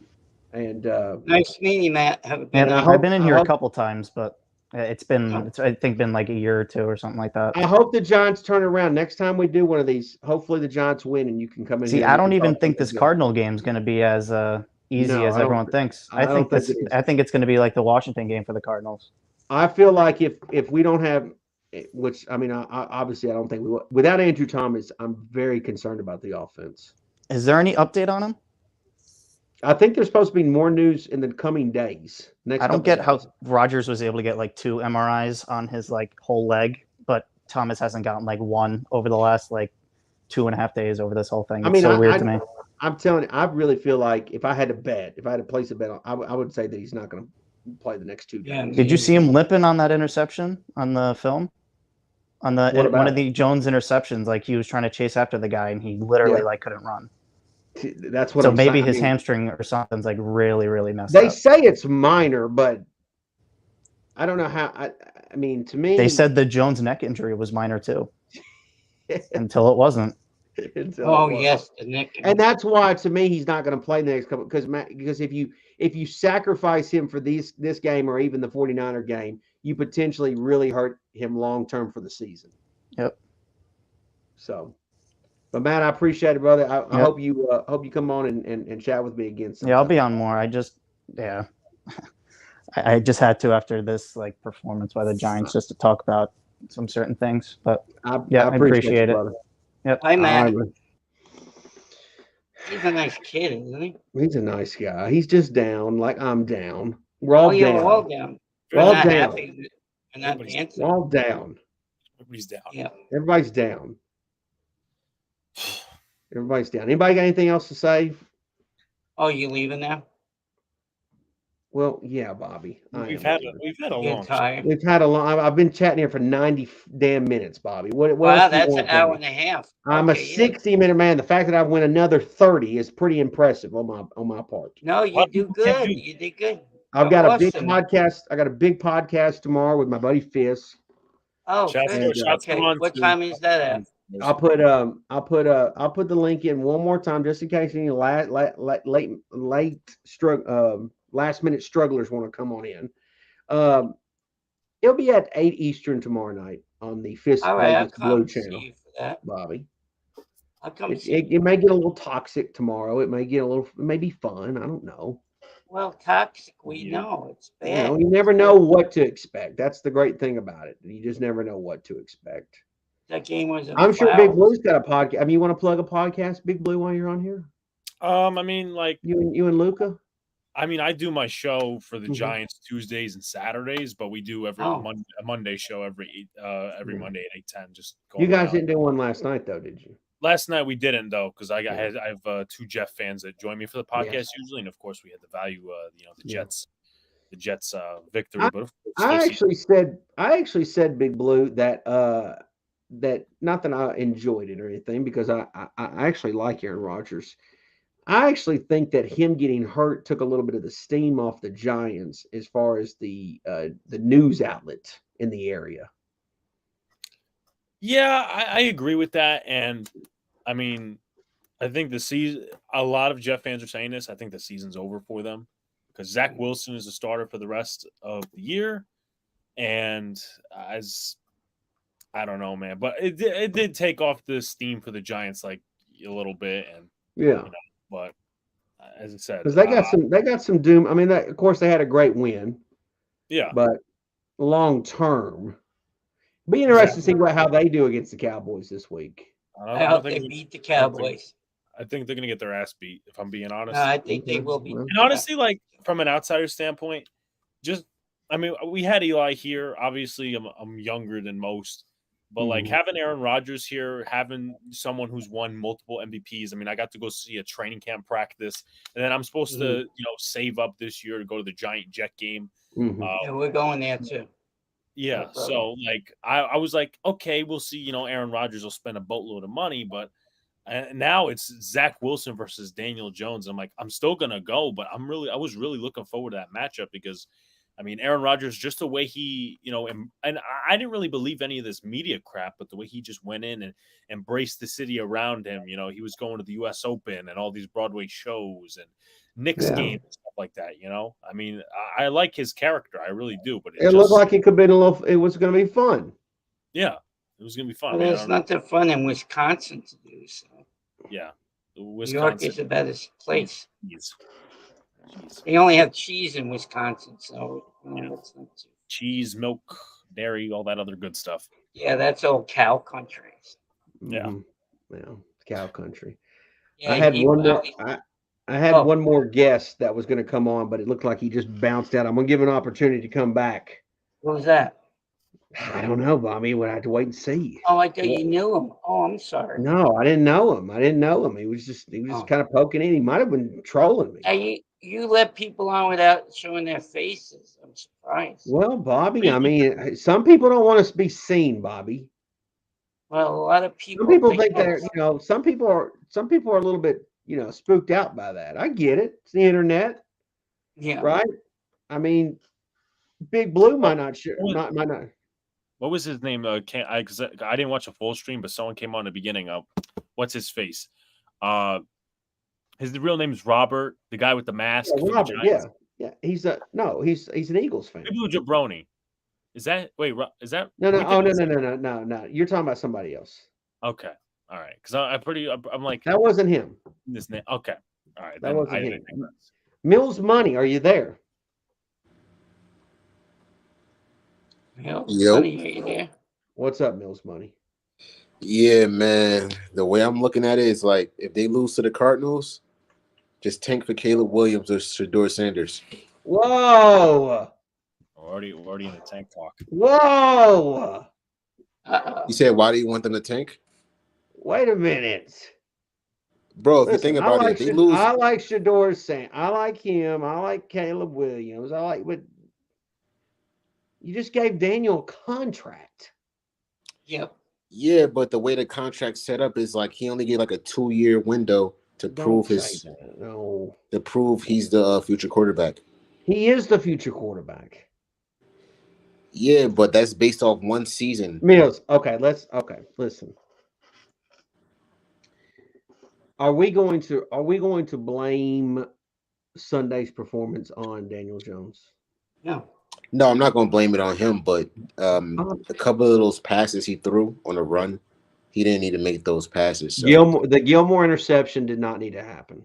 Yeah, definitely. You're right. Yeah, but besides that, it was mainly on the old line. But still, though, like. But hold on. But you just said it. If you acknowledge that the O line was poor, what does it matter of quarterback? No, I'm saying like if the O line starts playing better. Mm-hmm. Going forward, and he still messes up in the Cardinals game, and they got to play 49ers 4 days later. Mm-hmm. That's going to be an automatic 0-3 record, and they might as well tank because then they have to play the Jets. They have to play Buffalo. They have to play Miami. Come on, man. You don't necessarily have to tank if you're bad. Like, there's going to be a shit ton of – I'm not feeding into the quarterback conversation, but there's a shit ton coming out this year. I'm saying. It's like, I know that Caleb Williams and Shedeur Sanders are the top, but there's other quarterbacks that are coming out, so you won't necessarily have to tank. But I would say if Evan Neal doesn't work out, a little plug here, Notre Dame Fighting Irish, Joe Alt is going to be coming out this year. So. Yeah, Joe Alt is good. Oh, okay. That's my team. But look, man, the way I look at it is like, all right, if they start off 0-3, right? Is the season over? I'm asking y'all. Do y'all think so? No. You play 17 games. We're not making the play. I'm gonna go. Sorry, I got to slide into Mills's agreement there. I got to say that there's very, very low chances of us making the playoffs at that point, especially with the tough schedule. I get it. We're 17 games, but hold on. We have to play the Eagles twice. We haven't beat the Eagles in Okay. It's been a while since they beat the Eagles. I understand that, but you're assuming. So last night we watched one of the best quarterbacks of all time, Aaron Rodgers, blow his Achilles. Okay, so you're assuming that the Dolphins, who have Tua, who is one bad hit away from having another concussion, and the way Josh Allen plays, there's no assumption that he would be there. You're assuming that all these teams are going to be full strength each and every week I'm assuming I'm assuming full strength. And if you think about it, Miami can put up points regardless if Tua's out, because in the playoff game against Buffalo, they had I don't know his name, Skylar Thompson in there, and they put up 31 points because their offense just built around the speed players. So, and the Giants got 2 rookie corners that I doubt can keep up with Tyreek Hill, Jalen Waddle. So I don't know, man. I mean, they didn't play that bad because of the way just the whole game shaped out. But like, their backup now is Mike White, who's actually capable. But I mean, Niels, you got to get a little bit more fight in you, my man. No, I got fired, man. But because it's like I look over the summer, I was looking at all the training camp videos, all the Giants interviews, all the press conference videos, and I thought, all right, we got these new linebackers, everybody, we got these new players, Darren Waller, and you get the 40-0. Come on, man, that's crazy, man. It is crazy, but you can't blame one player for that. Now, I'm not blaming Daniel Jones by itself. I'm just saying. You wanted to replace him. You just mentioned about replacing him. No, I said if he plays bad, and the O-line plays better and he doesn't make smart decisions, then what do we got left?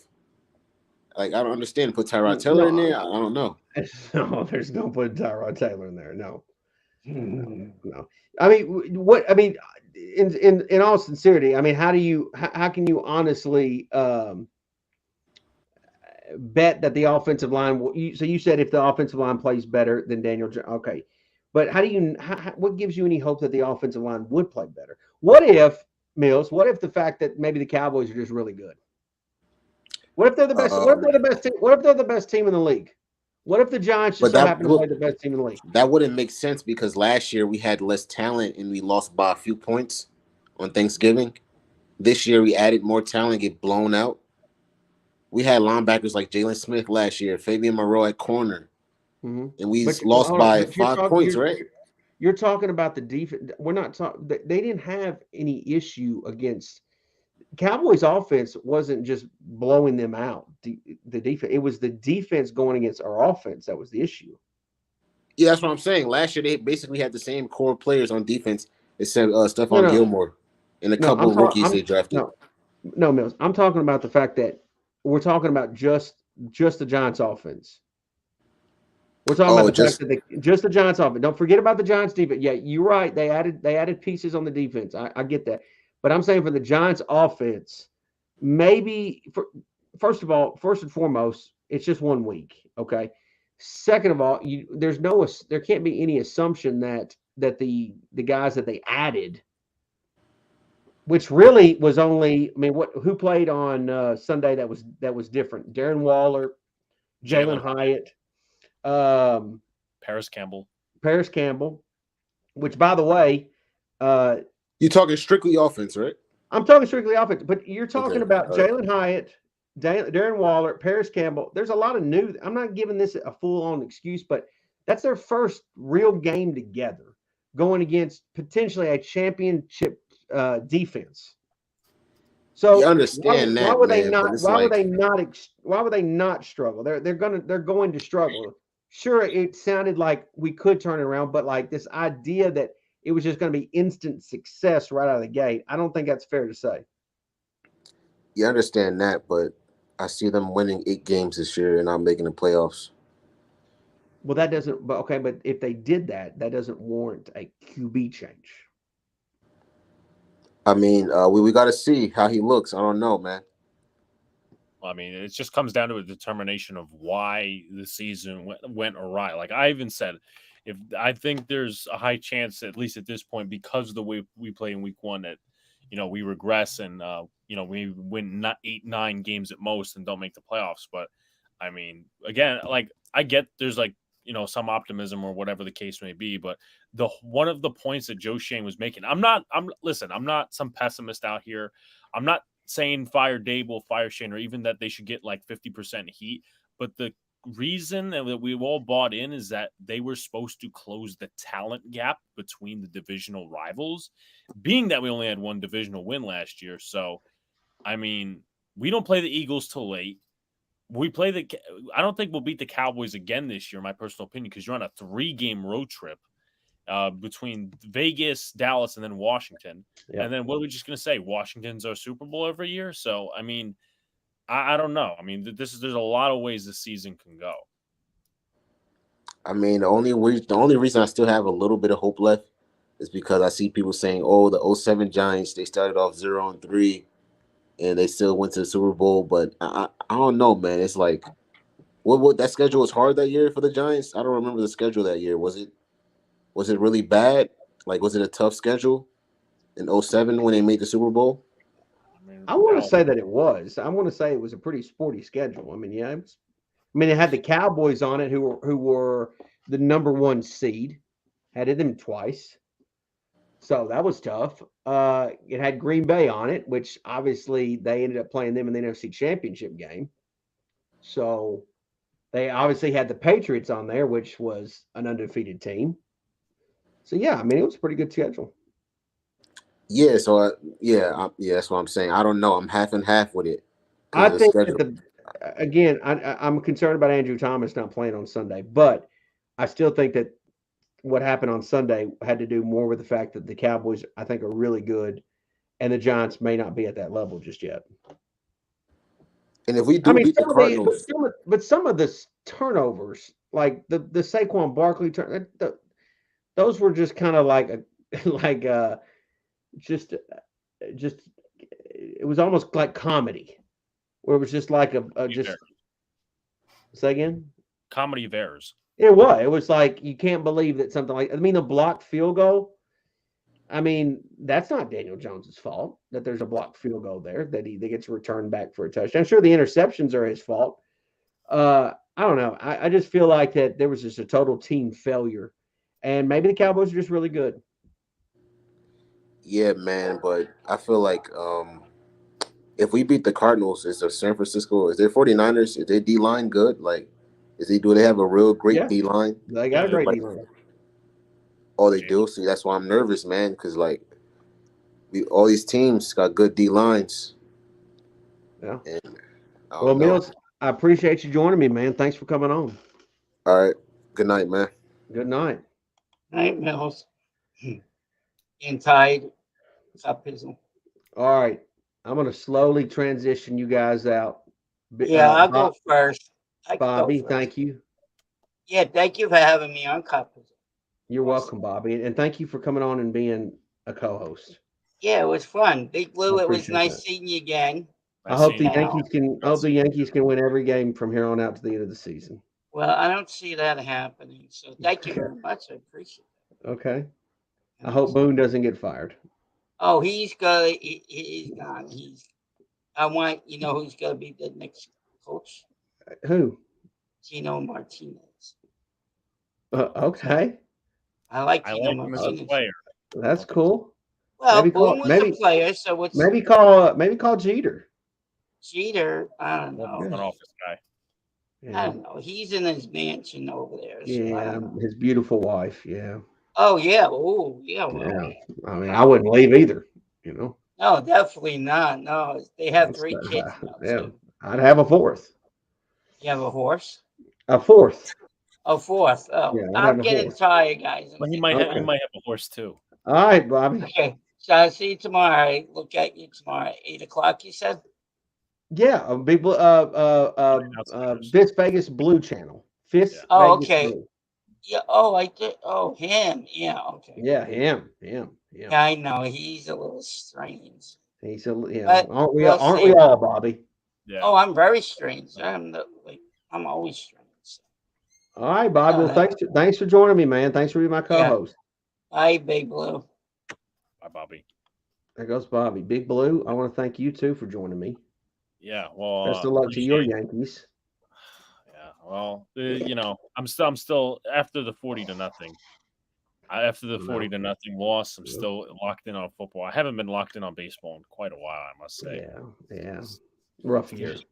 Team's pretty terrible, but I appreciate you having me on and having everyone else on. And again, just a quick plug. I really don't self-promote a lot, but if you haven't already, please sub up to my channel, Big Blue in the Bronx. We do a lot of good stuff over there. So yeah. Thanks, buddy. Appreciate it, Pizzle. See you, man.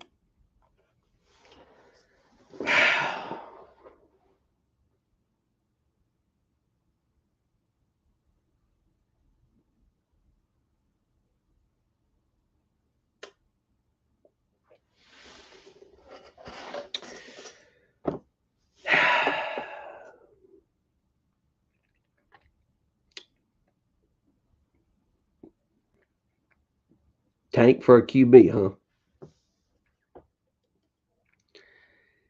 Tank for a QB.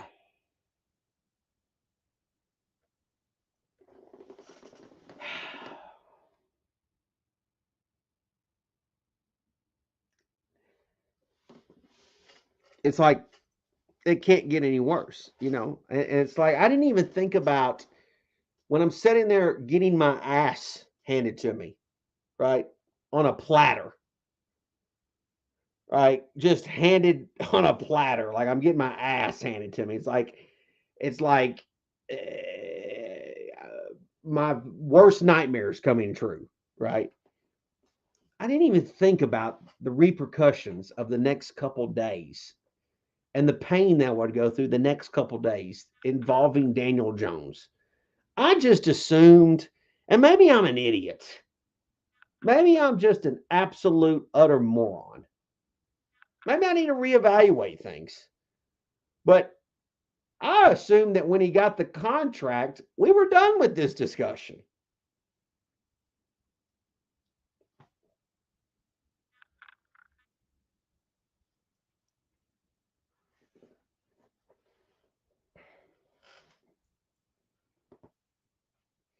It's never ending. It's never ending. It really isn't, and it's rough. I mean, it really is. It really is rough. I mean, I people don't understand that man took the position of one of my favorite players of all time, Eli Manning. I remember, just a quick story before we wrap it up. I remember, this is a true story. Okay. I remember I was a big Kerry Collins fan. Okay. Big Kerry Collins fan. Kerry Collins was the quarterback before Eli Manning. Technically, Kurt Warner played some games in between there. But I was a big Kerry Collins fan. Kerry Collins was a drunk before he got to the Giants. Absolute drunk, right? One of the greatest college quarterbacks of all time. Gets to the pros, ends up being a drunk. Alcoholic, right? Like Mark Holmes, an active alcoholic. Okay, that's exactly what he was. Anyways, I remember being the biggest Kerry Collins fan. He wore number 5, which is my favorite number. I love number 5. For those that didn't know, Pizzle's favorite number is number 5. He wore number 5. He turned his life around, and I supported him wholeheartedly because I absolutely loved his story. Loved his story. I loved Kerry Collins. Loved him. And when we drafted Eli, I was like, who, I was a Peyton Manning fan. I like Peyton. So, I always thought his brother was cool, but he was taking my boy Kerry Collins' spot. And I didn't like that. I did not like that. And I did not root against Eli, but I was like, he's taking my guy's spot. This is like one of my favorite players. You're taking his spot. Anyways, Eli eventually became one of my favorite Giants of all time. Loved Eli. Matter of fact, I loved Eli so much that my only son, I gave him his middle name is Eli. Okay. So that tells you how much I love Eli. Anyways, when Danny showed up, I said, who's this guy taking one of my favorite players' spot? I didn't even want to like Danny. Didn't want to. Didn't have any desire to like Daniel Jones because I wanted Eli to be the quarterback forever. For fucking Eli could still be the quarterback in my eyes. I'd still say, hell yeah, let's do it. Anyways, I've watched Daniel play. I've seen what he can do. I like him. I like him. I mean, I don't know what else to say. I like him, and I think that I want it to work, and I'm so happy that he got a contract. And it kills me. It kills me. It just tears me up inside. It tears me up inside to sit here and not anybody that came on tonight. I'm talking about people that are making content. It kills me that people who are living in their mother's basement, who will never in their life achieve half the success that Daniel Jones has. Right? If you were on an airplane, right? Let's say you're on an airplane and you sit beside some rando and you're like, hey man, what do you do for a living? I have no idea who you are. What do you do for a living? I'm an NFL quarterback. You'd say, holy shit, that's pretty cool. What a great job. What an awesome job that is, man. What do you do for a living? I clean toilets. Well, that sucks. That job sucks. Anyways, nothing against the maintenance men in here. Anyways, but Daniel has like achieved something that none of us hardly will ever achieve. And like, yeah, he has a high profile job, but his dream comes true of being an NFL quarterback. And what does he get for it in return? He gets a bunch of geeks who eat their mother's meatloaf at 7 p.m. every night to sit there and criticize him because he didn't throw the whole shot pass. Like, it blows me away. It blows. And then like you watch the game and like context matters. Like context is always going to matter in life. Anything you ever do in life, context matters. If you show up and there's a situation that's taking place, you're going to want to figure out what the context is before you make a decision of what you should do. He sucks. Anyways.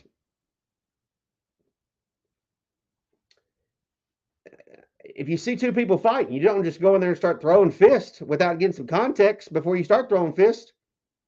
Anyways, the point being is, I don't know how anybody didn't watch the game on Sunday. Yeah, Daniel didn't play good. Okay, I got it. I literally got it. He didn't play good. I don't know how anybody can't watch the game and the context of it all doesn't like say like, well, damn, this offensive line's fucking trash. Like they're terrible. They're terrible. Like this offensive line is terrible. Just and I shouldn't say I mean like their performance is terrible. Their performance is literally terrible. They can be so much better than this. But you sit there and you just say, "Hey, let's go get a new quarterback." The fuck for? The fuck for?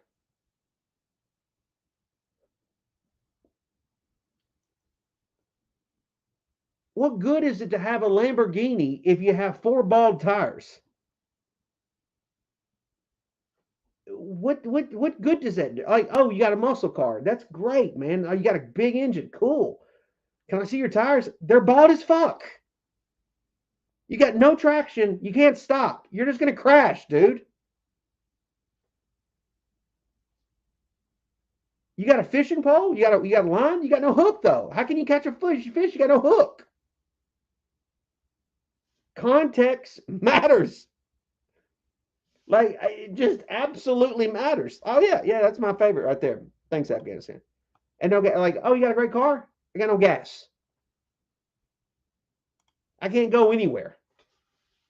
But you can look at it. We can sit in it, but we can't go anywhere because I got no gas.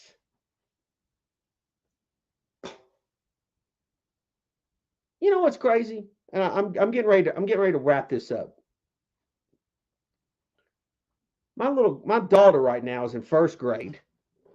She comes home,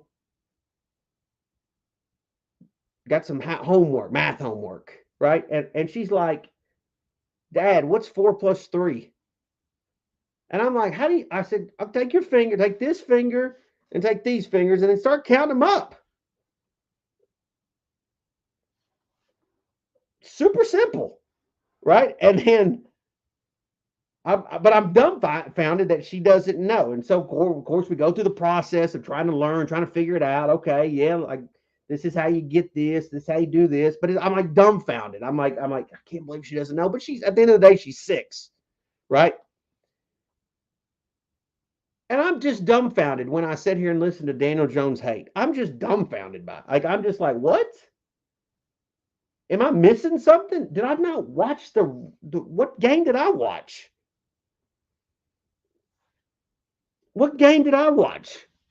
So I will say this for Cowboy fans, you have allowed Giant fans to absolutely collectively, you fucking idiot, collectively lose their damn minds this week that they don't even have any idea what needs to happen.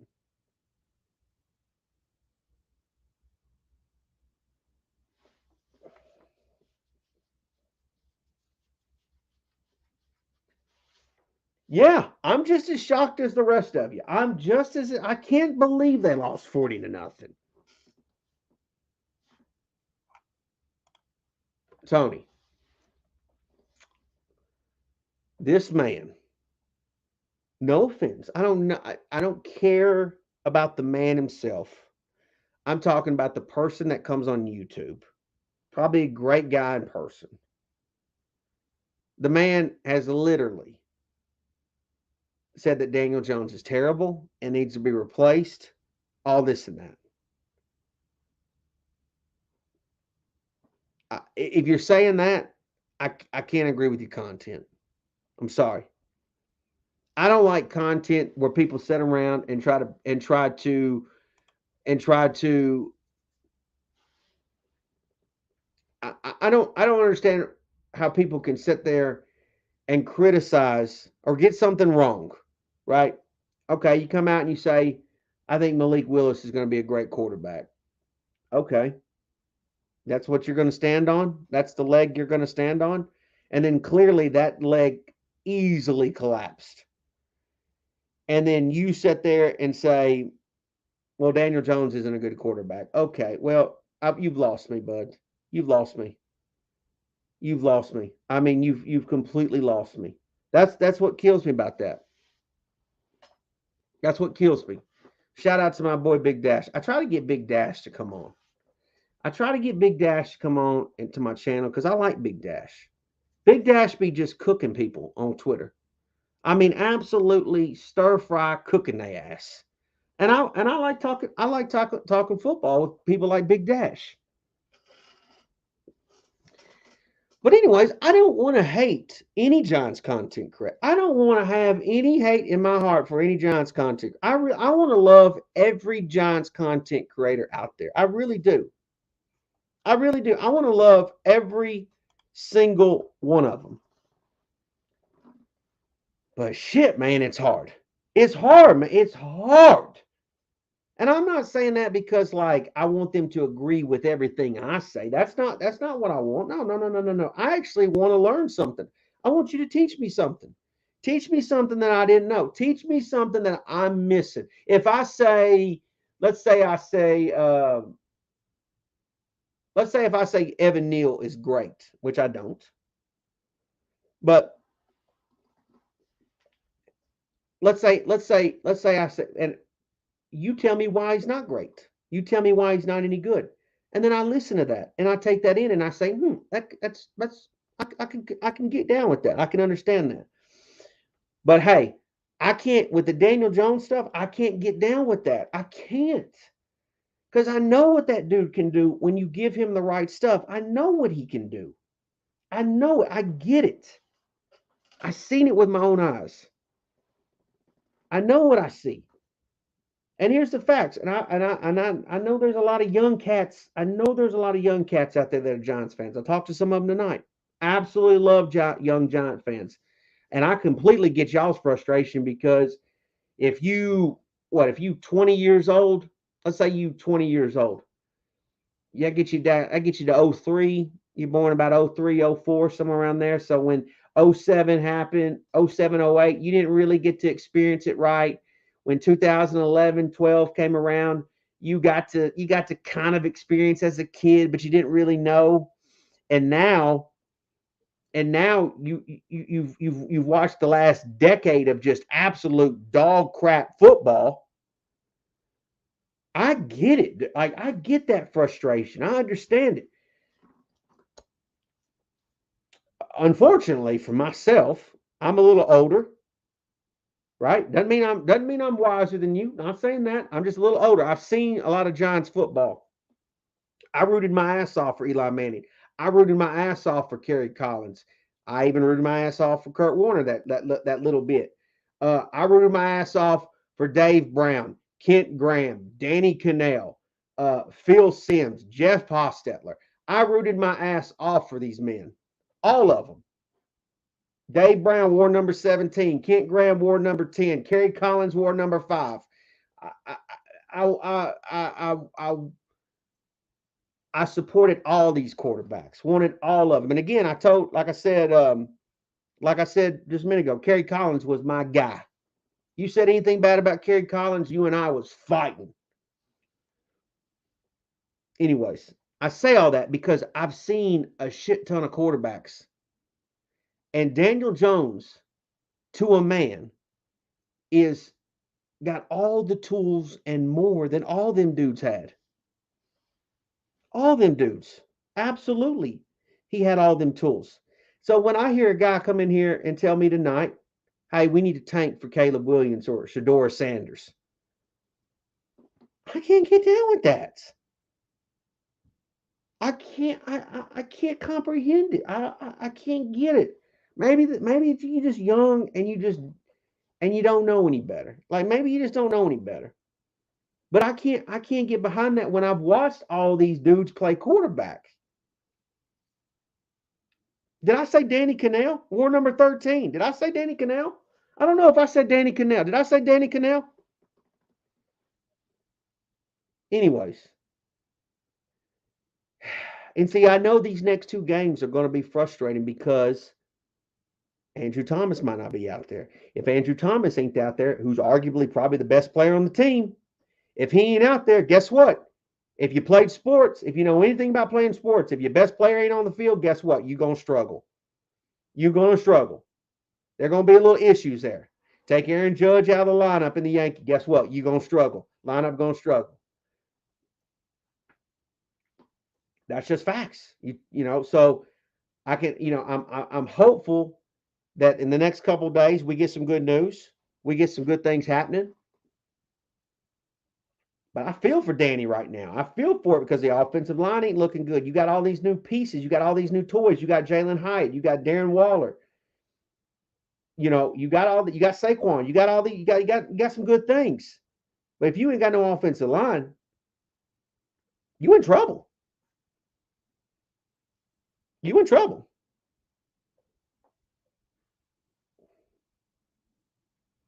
See, I'm sick of. See, listen, I ain't gonna dance too hard for this. People say I never played no sport in my life. I had this guy today, and I don't even want to say his name. He wanted me to put pictures on Twitter of me playing sports. For what? For what? I sat here and I made a video last year. I had a trash can 25 yards from me and threw the football into the trash can. If you don't think Pizzle played any sports, that's fine. But you gonna get. I prove you wrong in a minute.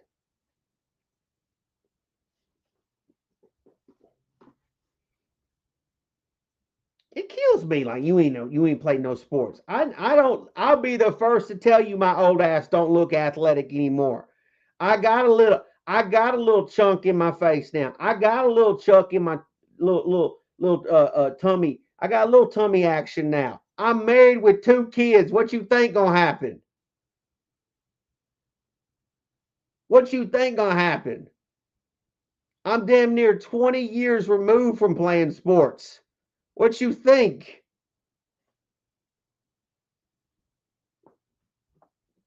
Like, killing me. Anyways.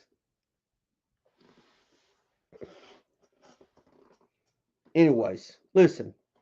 I want to say this. I want to say this before I go. Pizzle jokes a lot about being a 60-minute man, right? Okay. I like to talk about being Listen, if you a Giants fan right now, you got one or two options. You can lay down and die, or you can get your ass up and let's get back to it. We can sit here and we can sulk and we can cry and we can moan and we can groan and we can do all that shit, or we can literally get back on the horse and ride this bitch again. We lose on Sunday, guess what? We do the same day. We get up, we get back on the horse, we go back at it Thursday. That's life. You're going to get your ass whooped once in a while. You're going to get a little blood in your mouth once in a while. You're going to get humbled once in a while. You're going to get put in your place once in a while. Guess what? You don't lay down and die. You get your ass back up, and you get your ass back to work. That's what happens. Not everybody's going to have a good day in the office. You ain't always going to have good days. You're going to have bad days. Guess what? Some days you're going to step in dog shit. It happens. Some days you might shoot for the moon and you land in a pile of dog shit. Guess what? You got to get up. You got to get after it. That's what 60 minutes is all about. We're going to go the distance. We got 16 more games to go. My apologies. We got 16 more games to go. We're going to fight every one of them. And when it's over with and the dust is settled, they're going to tell us if we can keep playing or we can't keep playing. Let me say that again. After you play 17 games, the league is going to tell you if you can keep playing or if you can't keep playing. But that's after 17 games. We've played one game. We've played one game. We got 16 more to go. And I know you got your ass whooped. You feel bloody. You got your ass absolutely handed to you. Absolutely handed to you. Let's do it again. Then let's show me again on Sunday. Show me again on Sunday. Let's do it again on Sunday. Then let's do it again on Thursday. And let's do it after the Sunday after that. I ain't scared of Buffalo. I ain't scared of Miami. I ain't scared of Arizona. I ain't scared of San Fran. All right, Philly and Dallas are the boogeyman to us right now. Okay, I got it. We'll figure that out at some point. But these other teams ain't the boogeyman to us. Period. Y'all sitting there over there letting Mark Holmes' ass. Y'all sitting there letting him giggle, making y'all feel some kind of way. Man, he sucks. He stinks. He smells. I literally can smell that man through the camera. And it don't smell good.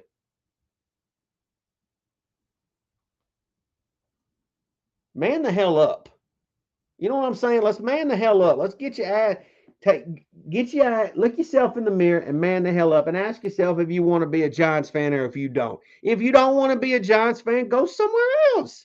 You got 31 other options. Go root for the Jacksonville Jaguars. Let me know how that works out. Go root for the Colts. Let me know how that works out. Go root for the Houston Texans. Let me know how that works out. Go ahead. Go root for these teams. Go root for the Cardinals on Sunday. Go do that. Go root for another team. You ain't got to root for the Giants. Ain't nobody forcing you to do nothing, baby boy. Ain't nobody forcing you to do nothing. You don't want to root. Hey, tomorrow I could rip all that shit off the wall if I wanted to. But we ain't. You know what I'm saying? Anyways, I love you guys. Hope you guys have a great rest of your week.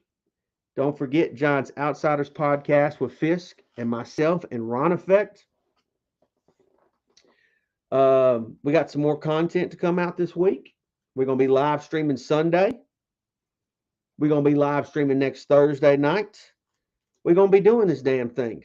Appreciate everybody that came on and chatted with Pizzle tonight. Bobby decided to be a co-host. I appreciate him. Appreciate you guys for watching. Appreciate you guys. Anybody that sends any tips or donations, I appreciate it. I'll get to them. Appreciate you guys for that. And appreciate you most importantly for supporting my channel. It means a lot to me. I promise. Listen to me. It means a lot to me that you guys support my channel. My Cowboys post-game video absolutely blowing up through the fucking roof. I ain't even got half the subscribers some people got. We kicking their ass. All right.